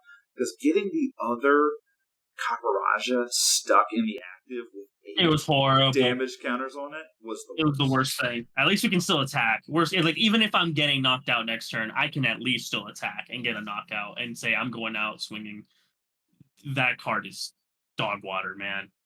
The fact that Mahone started like enjoying tanky metal with like Clink Clang or whatever, Godspeed to him. I don't know how he has the mental fortitude to play that Kaparaja and not get pissed at the fact that he gets stuck in the active 20 out of 10 times. Notice what I said, 20 out of 10 times. Yeah, my goal was always just like, well, I'm going to put up something I don't mind dying and just do 8 to the Kaparaja and then sit back and bide my time until I can KO something else. So bad. All right, Trainer's time. And I think this is really where Shrouded Fable really reveals its true self, because these trainers are pretty good. We obviously have some pretty good Pokemon that I think we're going to see play in a lot of different archetypes. But these trainers, man, I think this card on the screen that we're about to talk about is like a new staple, and I think almost every type, not every deck, but every type is going to play this in some capacity. And so that card is Colress's Tenacity. And it's Baby Guzmahala. And it's search your deck for a stadium and an energy card. If you're missing the tool that Guzmahala gets you, you could just play Town Store, which gets you a tool. It's kind of funny that I don't know if that's going to happen. But that's it. It's just 2/3 of Guzmahala, and so many decks are already running Guzmahala, and it's just one of the most busted setup supporters, and it's even really good late game too. So it's just so flexible in what it's doing because of so many of the good stadium special energy and tool cards that we have. Well, now you effectively have a second copy of it, and like I said, redundancy is just so important to what you want to do in a Pokemon singleton format. It's great. Kyurem exists, and we talked about Kyurem not being super effective. It's getting printed in the same set, but this is a Colress that I think this is the Colress that every deck is going to be having in their discard pile. So if you're a Dragon player, I think you might consider Kyurem just because of this Colress. But Luke, tell me about it. I think this is Arvin levels of broken for a lot of things. Not only is it going to get play in standard, in my opinion, it does a lot of things. It's not as broken in standard as it is for us, but it's still really good. But for us, it's like nuts. Like, first off, if you were intending on buying Guzma and Hala, potentially don't.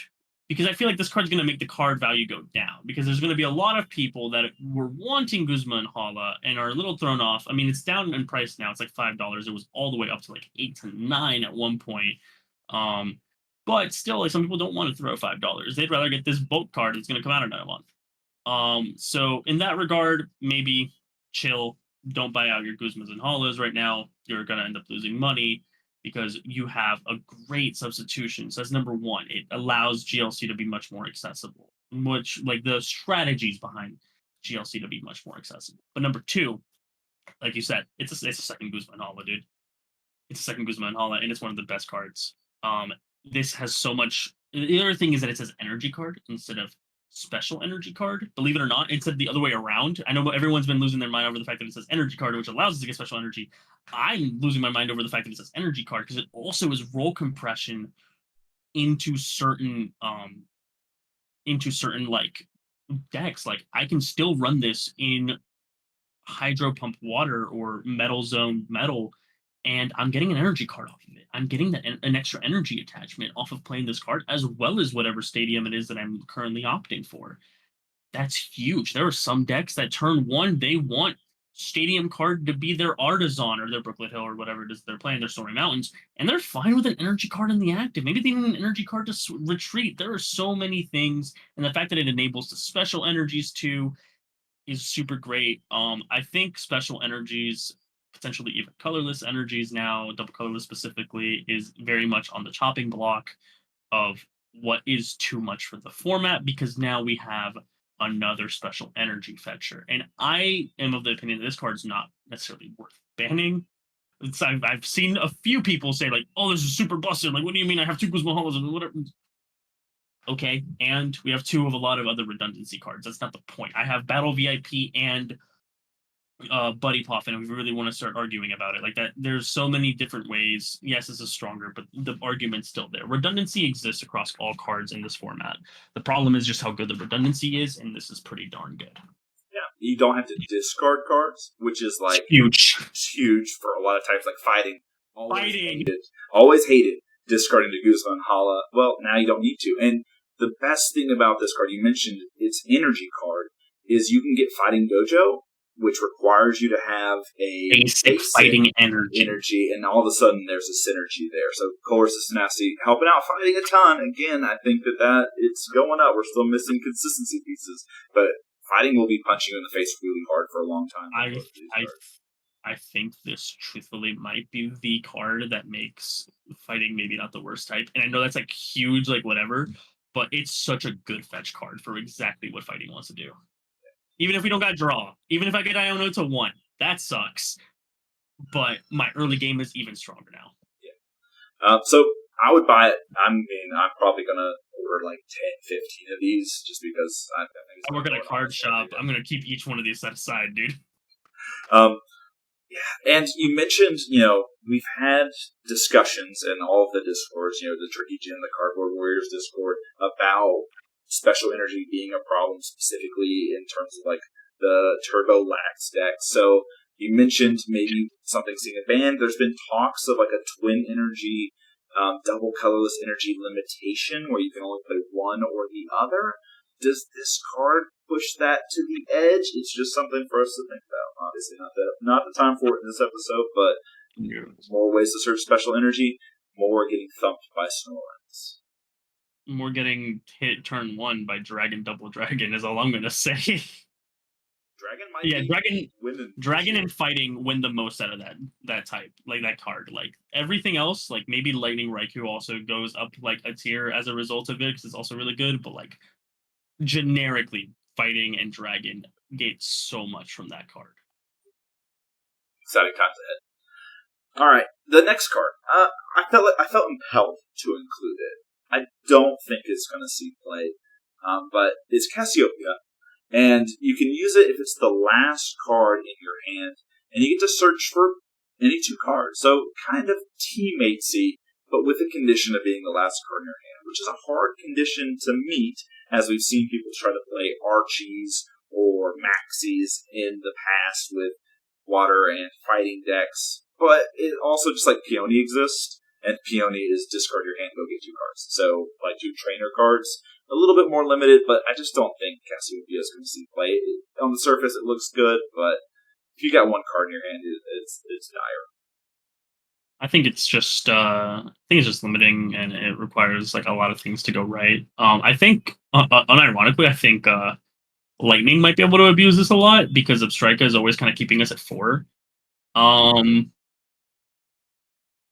Some other decks can kind of abuse it to a certain extent. Dark oftentimes has low hand sizes. Fighting oftentimes has low hand sizes. These are weird little fetch cards, but usually you do in what happens in those decks isn't necessarily always those hand sizes, is I have too many bricks in my hand, and this becomes another brick in your hand, and that's the biggest problem. Yeah, I think there's a potential. I mean, there's always the world where you Peony and you grab one other trainer and Cassiopeia, but that's also just slow. But like, yeah, I think Lightning gets the most out of it, but even then, it's very niche.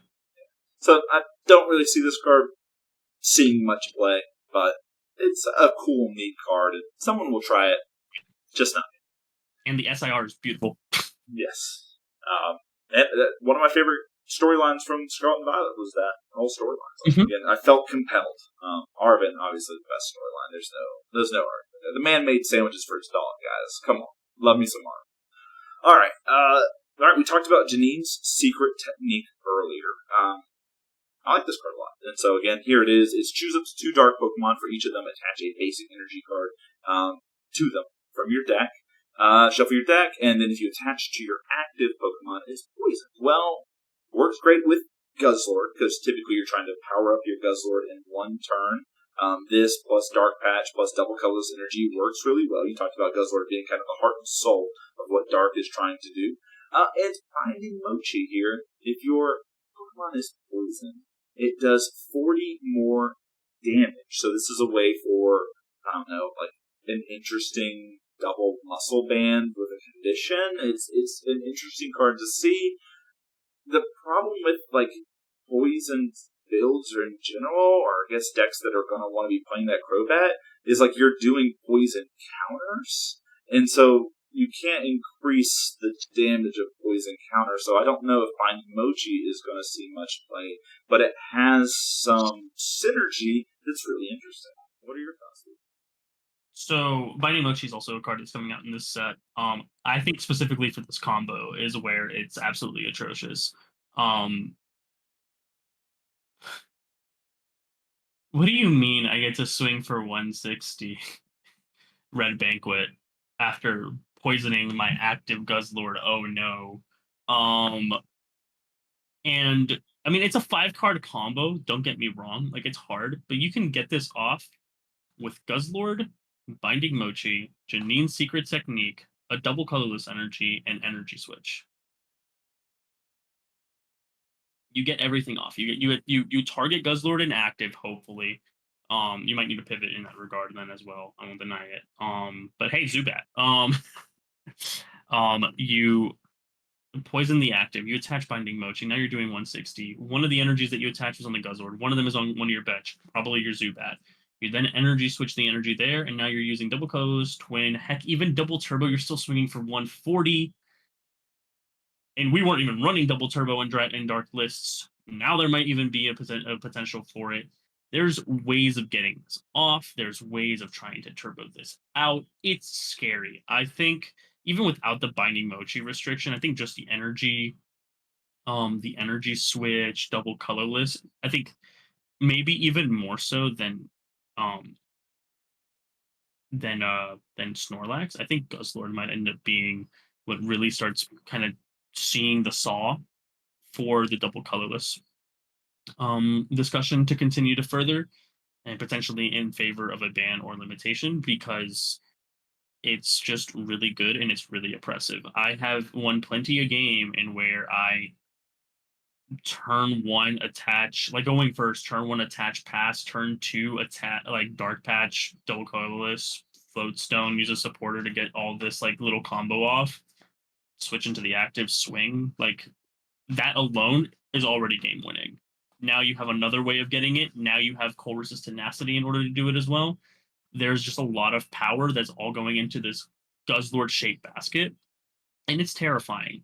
Janine's is also great for a lot of other things that like normal dark decks want to do. It's just Guzzlord right now is for sure like the biggest abuser of it. Yeah, being able to just put energy for free basically on Guzzlord to like even just get you ahead one extra turn can be scary. Now, the thing that's always limited Guzzlord a bit is the 120 range. Obviously, Dark has an extra muscle band. I can't remember the name of the card. Is it Dark Claw? It's Dark Claw. Yeah, Dark Claw. So it's got some damage mods that other types don't have, but Binding Mochi might be something to consider. I don't know. Is it worth a deck spot? I'll have to see. I'm definitely going to be trying it out. Guzzlord's just so fun for one person. I'm also someone who plays Guzzlord in my Poison Dark build. And the reason why I run it is instead of doing damage with poison counters, I use damage as a way of damage modification over the course of turns. I also play Guzzlord in my spread list for the same reason, because you're just damage modifying your best attacker in Dark. And as a result of that, I think Binding Mochi might have a little bit of a say, because in that list I run Brute Bonnet, so you're already poisoning your active. You can kind of choose when you're going to do it. At that point, you're swinging 170. Sure, if you're swinging 170, it's the 160 plus the 10 ping. You're not getting the double knockout. But that's still really messed up, because Guzzlord is not hitting for those numbers usually. Yeah. No, I'm with you. I run Guzzlord in my Poison Dark list too, just because I feel like every deck, especially now, just needs a comeback engine, and having Guzzlord or any multiplier is just so key. Poison Dark's comeback engine is pray to God that Galarian Wheezing sticks in the active to slow your opponent down. That's pretty much it. Because without Guzzlord, that's all you have. Yeah, put a pot helmet on. Alright. Knight Academy. Again, not super high on this card. It's interesting. I think where it's going to see play is maybe like a deck like Free Water, which my friend has been playing a ton. Whoa, I didn't even think about that. Yes. So Knight Academy is once during each player's turn, you can put a card from your hand on top of your deck. Obviously, like I was thinking cards like Max Elixir, cards that are trying to get energy from the top of your deck, that might be kind of an interesting synergy. Lee Hoffman, who's been on the stream, he's been on the podcast a couple times. He's been playing like Amazing Cup, which is like Amazing Rare Waiku with switching cups. Well, having like Knight Academy basically be switching cups is kind of cool too here. And you can use it with the Emergency Entreat Metagross. So if you end up drawing that card accidentally off like a Cynthia or a Marnie or something, you can always just put it back on your deck as another switching cup using Knight Academy. So there's a little bit of synergy there. Basically, the Metagross states if you draw it for turn, you just plop it on your bench and you draw 3 cards. So some synergy, very, very, very small niche for its usage. I don't know. Knight Academy, Luke, how you feeling about this one? I like this card. The problem is 2 things. 1, it's a stadium. 2, it's niche. But 1, the stadium thing really doesn't matter for a lot of decks. It matters for metal because we have too many good stadiums. I am consistently having to cut stadiums because it's just too many bricks. How I would love to be able to run Artisan, Full Metal Lab, Mount Cornet, Crystal Cave, Parallel City, and now Knight Academy on a list and somehow not find all of those in my hand at one turn.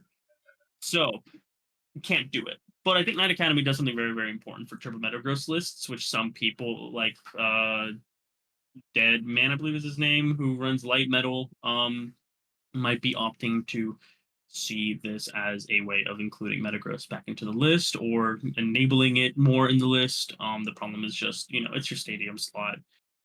You have to slam it the same turn that you have Metagross. It's not impossible. Hand Disruption is just also a thing. However, on the subject of Hand Disruption, this is a pretty good card. When I played Standard way back when Rangaroo was still in the format, one of my favorite things to do was to put either a supporter, a Professor's Research, or another card that I needed for win next game of Boss's Orders, and putting it on the top of my deck with Primate Wisdom, the one that swaps, a Rangaroo, and then just getting another card. And I didn't care because I was anticipating my opponent to Marnie me, and it put them in a checkmate situation. And this card effectively enables that for every deck. It's a stadium. I won't deny it. But there are times in where you kind of want to put your opponent in those checkmate situations. And as more lists kind of start opting to not run N, because Marnie and Iono are just so much more pivotal. If they're running all 3, it's because it's a comeback deck. If they're running 2, it's usually Marnie because it has more value early. It's just one of the most dumbest, never balanced cards ever. And then Iono gets you overall like more card draw. Like you're seeing more cards off of Iono statistically than you are N, and that's something very, very important. As well as just the fact that you're putting your opponent's cards on the bottom of their deck. They aren't going to draw into them during not only the shuffle but also their next turn unless their deck is like 3 cards. So in those regards, if you're wanting to play around it, it might be good. I just feel like the format doesn't have the luxury. Your decks don't have the space. But hey, I'm gonna be real. I've been begging for another Metagross enabler. I just needed one more. This might just be it. Turbo Metagross to the moon. Promise. Yeah, if this card was Primate Wisdom, it had the same ability where you get to swap the card. Oh, it'd be busted. It worked the spot, right? But I'm with you. It feels like a luxury. You have to be wanting to do very specific things, like maybe like Ether. I think Ether is like flip the top card of your deck. If it's energy, attach it. If not, discard it or something like that. Like Ether is like something real weird. It's super niche, yeah. But yeah, like you would have to be doing that. And again, I mentioned Lee Hoffman. He's been doing some like crazy stuff where he's like coin flip, attach it, and all that stuff. That this might be a card that you consider, especially if you're big on Max Elixir. Maybe you're on the Tang attachments that come on the top of your deck. You're going to guarantee an extra attachment. It could be there, but there's just so many good staples. It's hard to just Alright, Night Stretcher, real good. I mean, put a Pokemon or a basic energy just straight into your hand from your discard pile. We've been running things like Rescue Stretcher, which is just a Pokemon into your hand, or the Shuffle 3 effect, Super Rod, which does 3 in combination of energy or Pokemon back into your deck. And then decks that really wanted a Pokemon back to their hand is a Buddy Rescue, which got you and your opponent both a Pokemon back. Well, Night Stretcher does that just for you, and it's an energy. It's really, really good. I think this card goes in every deck. Maybe not colorless because of the fact that this says basic energy card, but even then they might just value a second Rescue Stretcher to get back another basic. But I think that Night Stretcher is the card from this set that's going there. So I made this the slide, and Buddy Rescue is here actually not necessarily for getting a Pokemon back, because normally when you want a Pokemon back into your hand, it's as a result of it being a basic and you're recurring it. But we have Revive, so why? But I have run many a Pokestop list in where I will discard key evolutions, and Revive's not getting me there. And I only have one Rescue Stretcher, and I'll be danged if I shuffle 3 Pokemon back in, rip the Pokestop, and I rip the same evolution again. At that point, I scoop. So, I was running Buddy Rescue in order to enable that. In order to, off of the Pokestop, get the item to get the Pokemon off my thing, and it wouldn't cost me my Rescue Stretcher. But now I have 2 Stretchers. Now I have ways of running those types of cards. I feel like that's something that's super, super important. Yes, you always had Revive, but the other thing is this puts it back into your hand instead of straight in bench. There are very few things actually that benefit from being put straight into the bench, usually things that are in your hand. This is like a 4th Marshadow in a game, technically. This is another Hawlucha after you've let it get sacked, or maybe you've had to discard it because you had no other way because your fighting forces you to Guzman Hala something.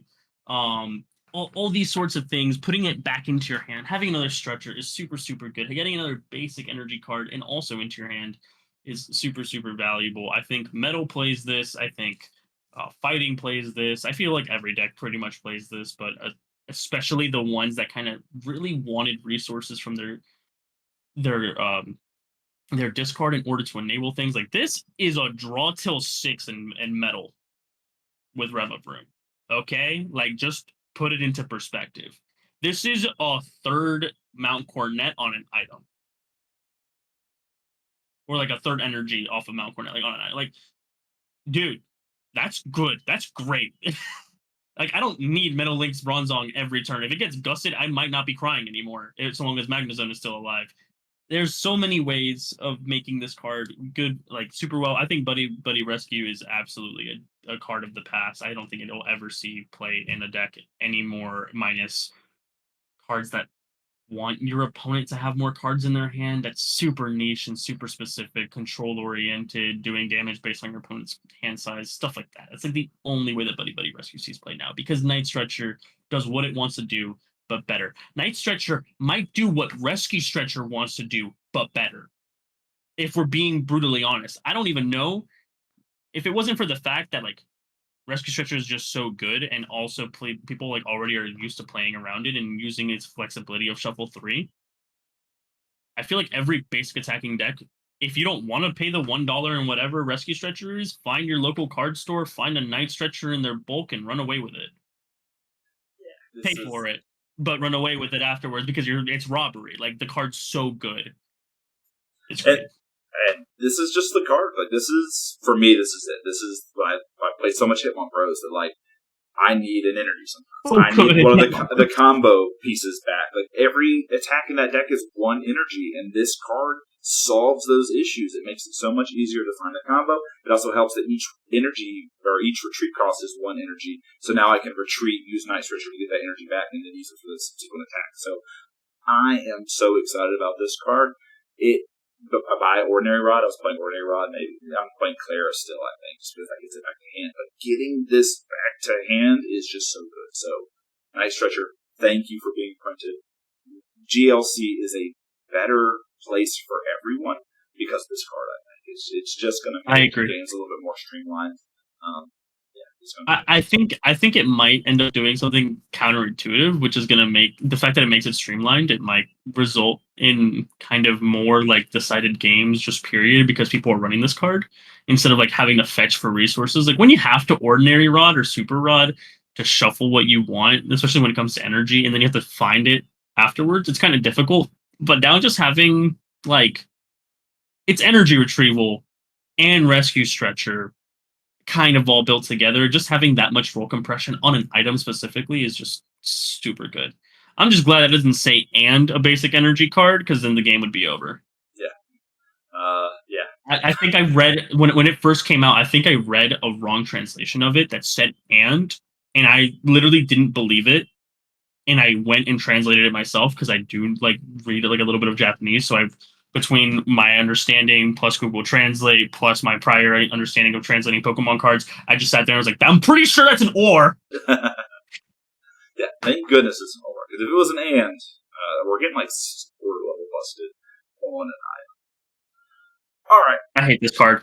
I think most people hate this card. I don't think this card is what people want to see, and it's got a busted combo in place with it already. Like people are already talking about this kind of easily set up. Obviously, prizing exists, so there's always kind of like it won't happen every game sort of situation, but I think it will happen enough that something's going to happen. So the card is, and I'm going to butcher it, but we're going to do our best with it, Xerosic's Plan. That's how I pronounce it, so you got it, brother. I have no idea if it's different, but that's how I've pronounced it for like a decade. All right. And it's not that your opponent discards 3 cards from their hand. It's they discard until they have 3 cards in hand.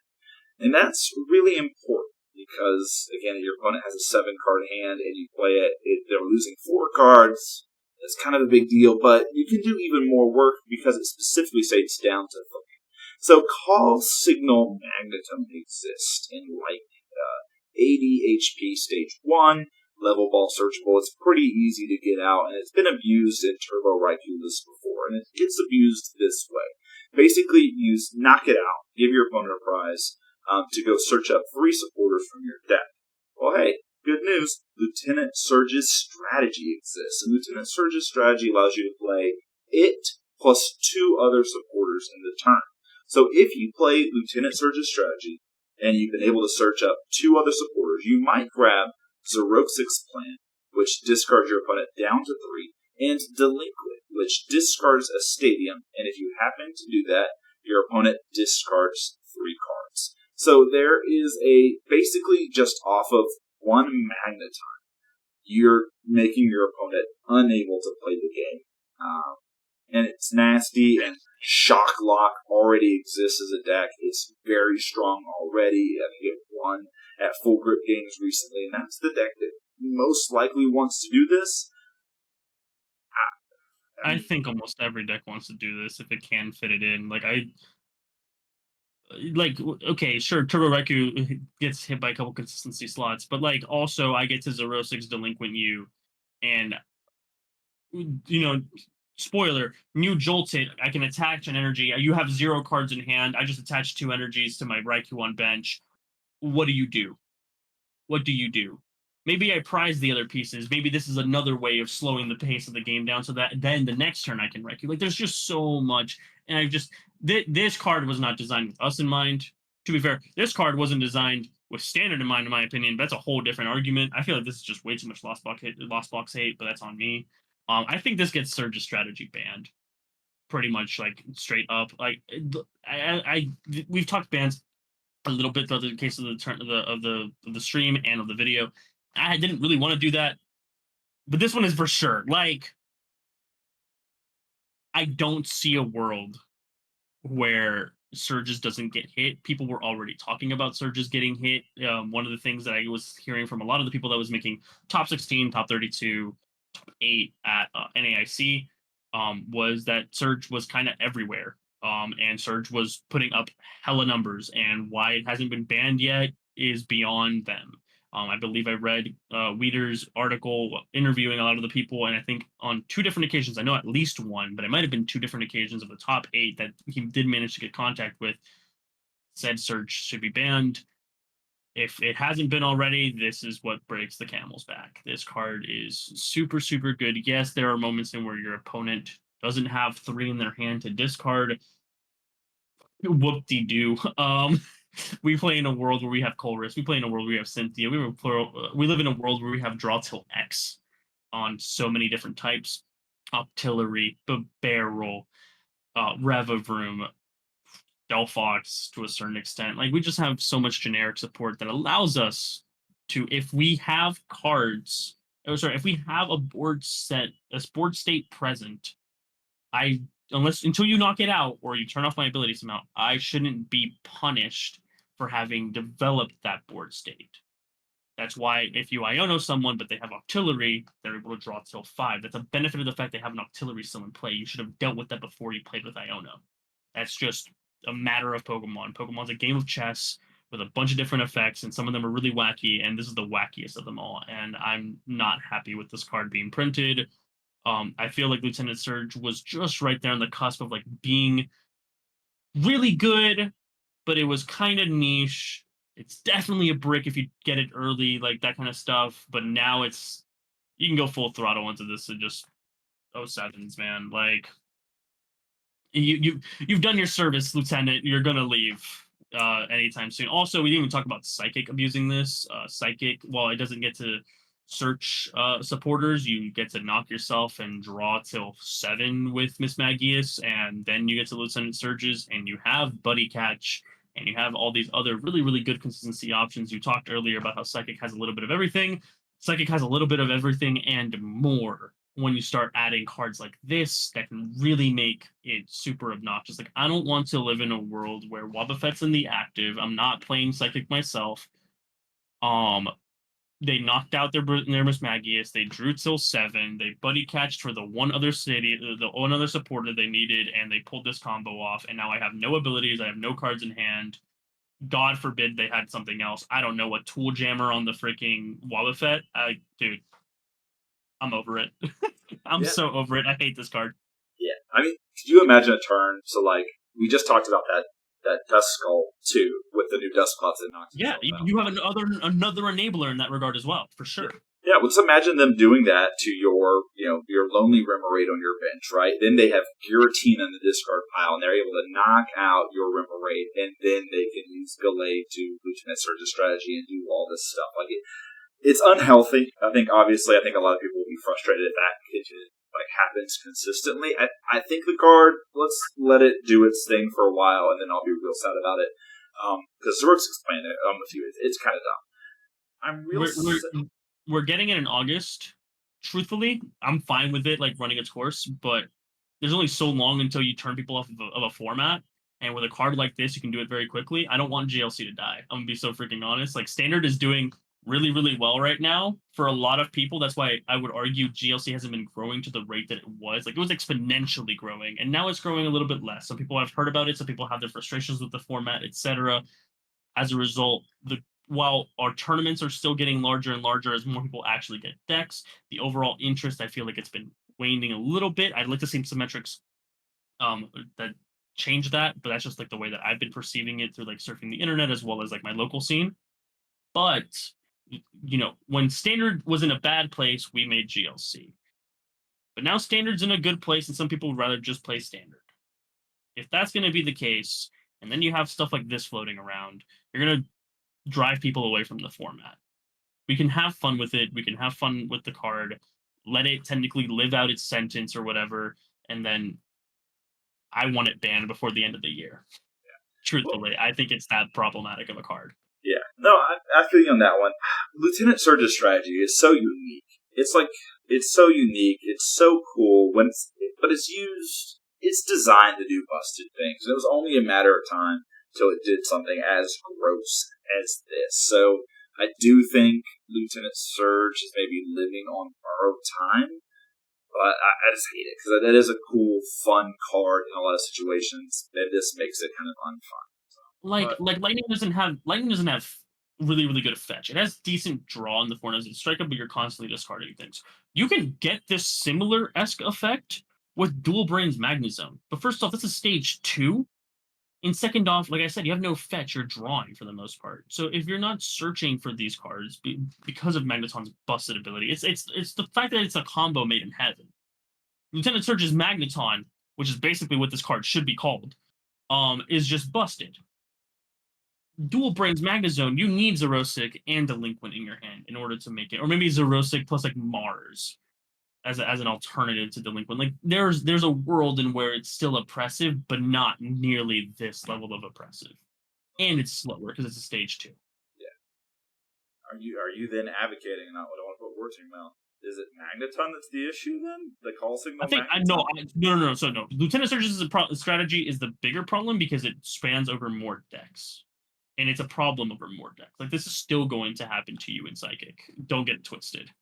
All right. This probably still happens to you in Water. If you're thinking about a control strategy, you just get to Inteleon for this and then +1. Like it's not the hardest thing in the world to do in some of the more consistency decks. I'd argue Colorless can probably get this off pretty well as well.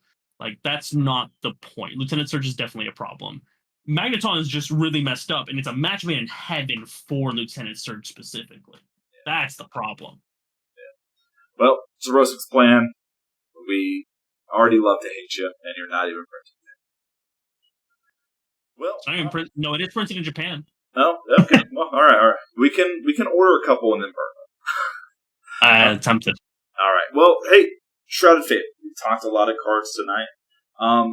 Let's talk about most impactful, most played, overhyped cards. What do you feel like from this set is going to be, maybe not game-changing, but it's going to be the card that kind of shifts our paradigm, our way of thinking about Gym Leader Challenge from Shrouded Fable? Most impactful overall is going to be Cold-Resist Tenacity.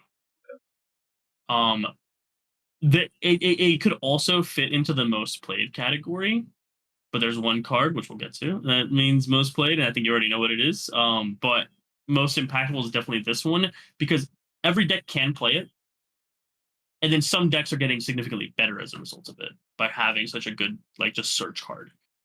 So I think Cold-Resist Tenacity for sure is my pick for most impactful. Yeah, it's hard to argue for any other card. So just for the sake of this, I'll say my second most impactful because Cold-Resist Tenacity is it. I think the second most impactful is I'm actually maybe it's more excited about, but I think that the two cards that we got for Poison Dart are going to be really cool. The Petrarunt and the Crobat, I think, are going to actually be kind of interesting and really boost up Poison Dart to a place where it's not just Guzzlord.deck anymore. So anyway, that's what I hope anyway. But Cold-Resist Tenacity most impactful. Most played, I think we're both probably going to say Night Stretcher, right? It's Night Stretcher, dude. Yeah. Card's nuts. yeah. Just play it. And I guess last category, overhyped. Do you have a card you feel like this overhyped from this set so far? I feel like a lot of people did initially overhype Kyurem. I think that kind of just fits within it. Yes, Cold-Resist Tenacity is good, and when we were talking about it back on the Dragon slide, we didn't allude to Cold-Resist Tenacity. Or if we did, it was very, very faint. And then we didn't really talk about it when Cold-Resist Tenacity was on the feed, or was on the screen. It's good. Currently, Dragon has no ways of capitalizing on it. Like I talked about earlier, you can get the whole 110 off. Great. And then what? If it's not going to be Kyurem, this is really good. There's just so much compression. I'd say probably at that point, I've seen a lot of people talk about what's this card, Night Academy, maybe Night Academy. The thing is, there's not much to be overhyped. I feel like this deck or this set does a lot of compressing, which is really, really cool. For me, for overhyped card, I'm going to say a card I know that you're going to disagree with. I think the Haxorus is a little That's fair. Overhyped. No. That's valid. Like, it's not I want you to understand. I understand every single flaw with Haxorus. Trust me, I do. It's just that it allows itself to do exactly what it wants to do, or what it was already doing in Dragon decks, more. That doesn't mean this is going to break the Dragon meta. No. by any means. And I agree with that. Haxorus is a very good card. I've gotten messages already, like people that stick this my Discord DMs being like, "Oh, have you seen this Haxorus? I think it's good." Don't get me wrong, and it does hit a lot of numbers that are really important for Dragon. It's just like it's another stage 2, and we always talk about stage 2s and Gym Year Challenge being difficult at times to pull off, to put into play, especially when you have two really, really, really good stage 2s already in the Chomp line and the Dragonite line. You know, I've tried to play, what's it called? What's Sligoo's evolution? Gudra. I've tried playing Gudra. I've tried the Komodo before, too. Having, maybe even the Salamence builds. Having that third stage 2 in Dragon has felt so bad.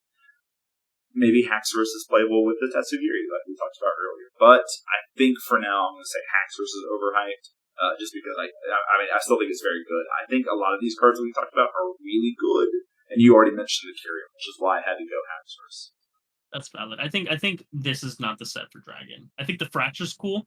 I think the Fracture is like a very nice, like, just added buff to the Haxorus line. I think it now might have potential to want to stay. Just I wish it was 90 HP.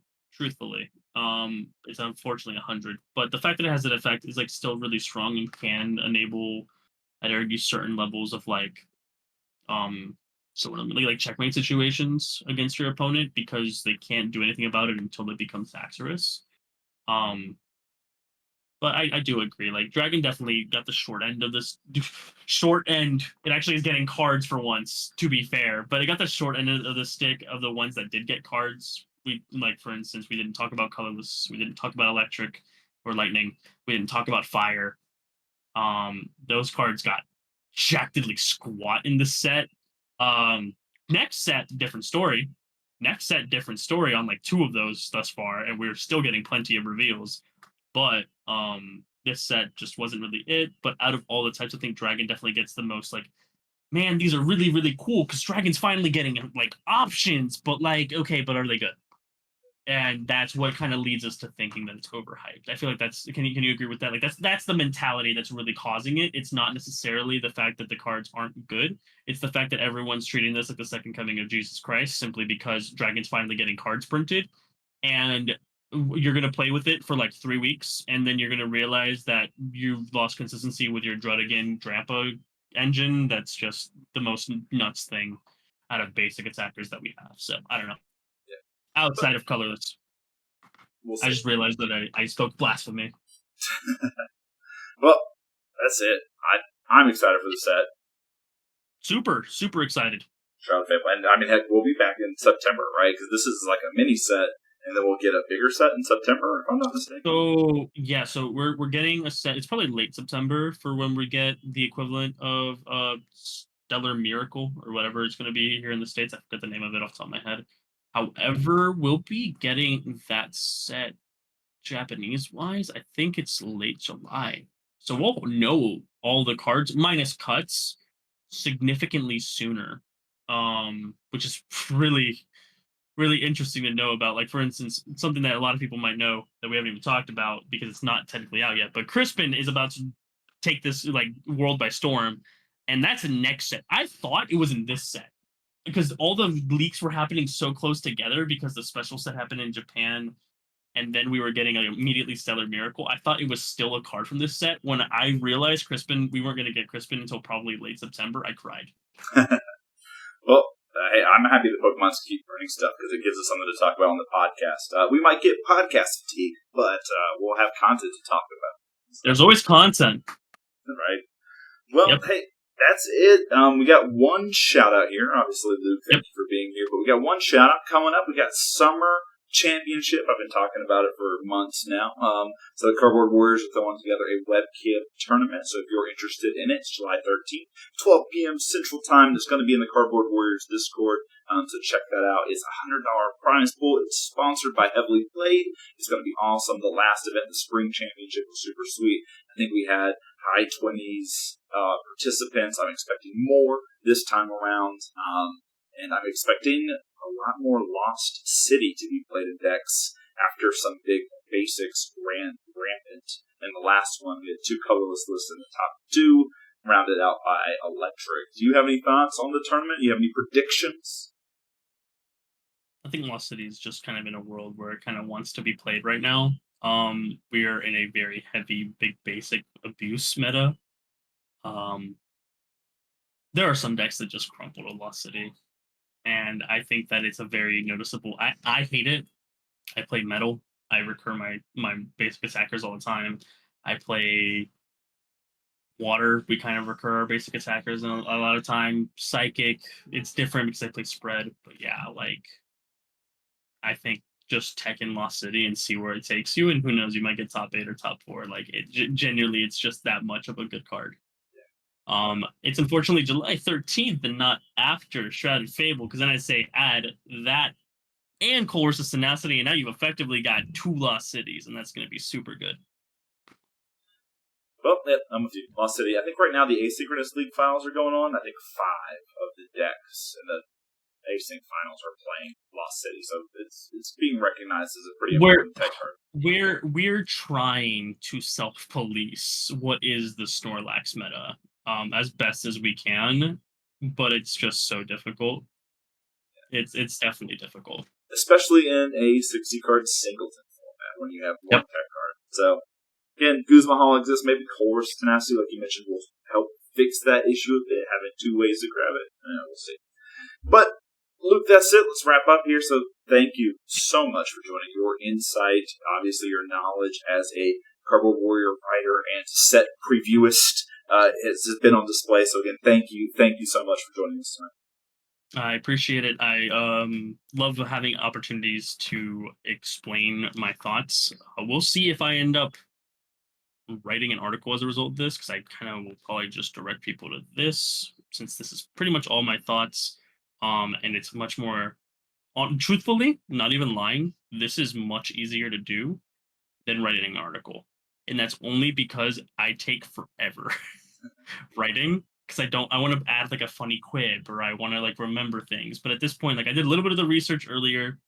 I spent like 35 minutes doing the PowerPoint, helping you out with it. And then after that, like we were good. Doesn't mean that I'm never going to write another article before. They're really fun. They have their own little thing. It's just this next set doesn't have enough that I really want to write about. I already spoke about it.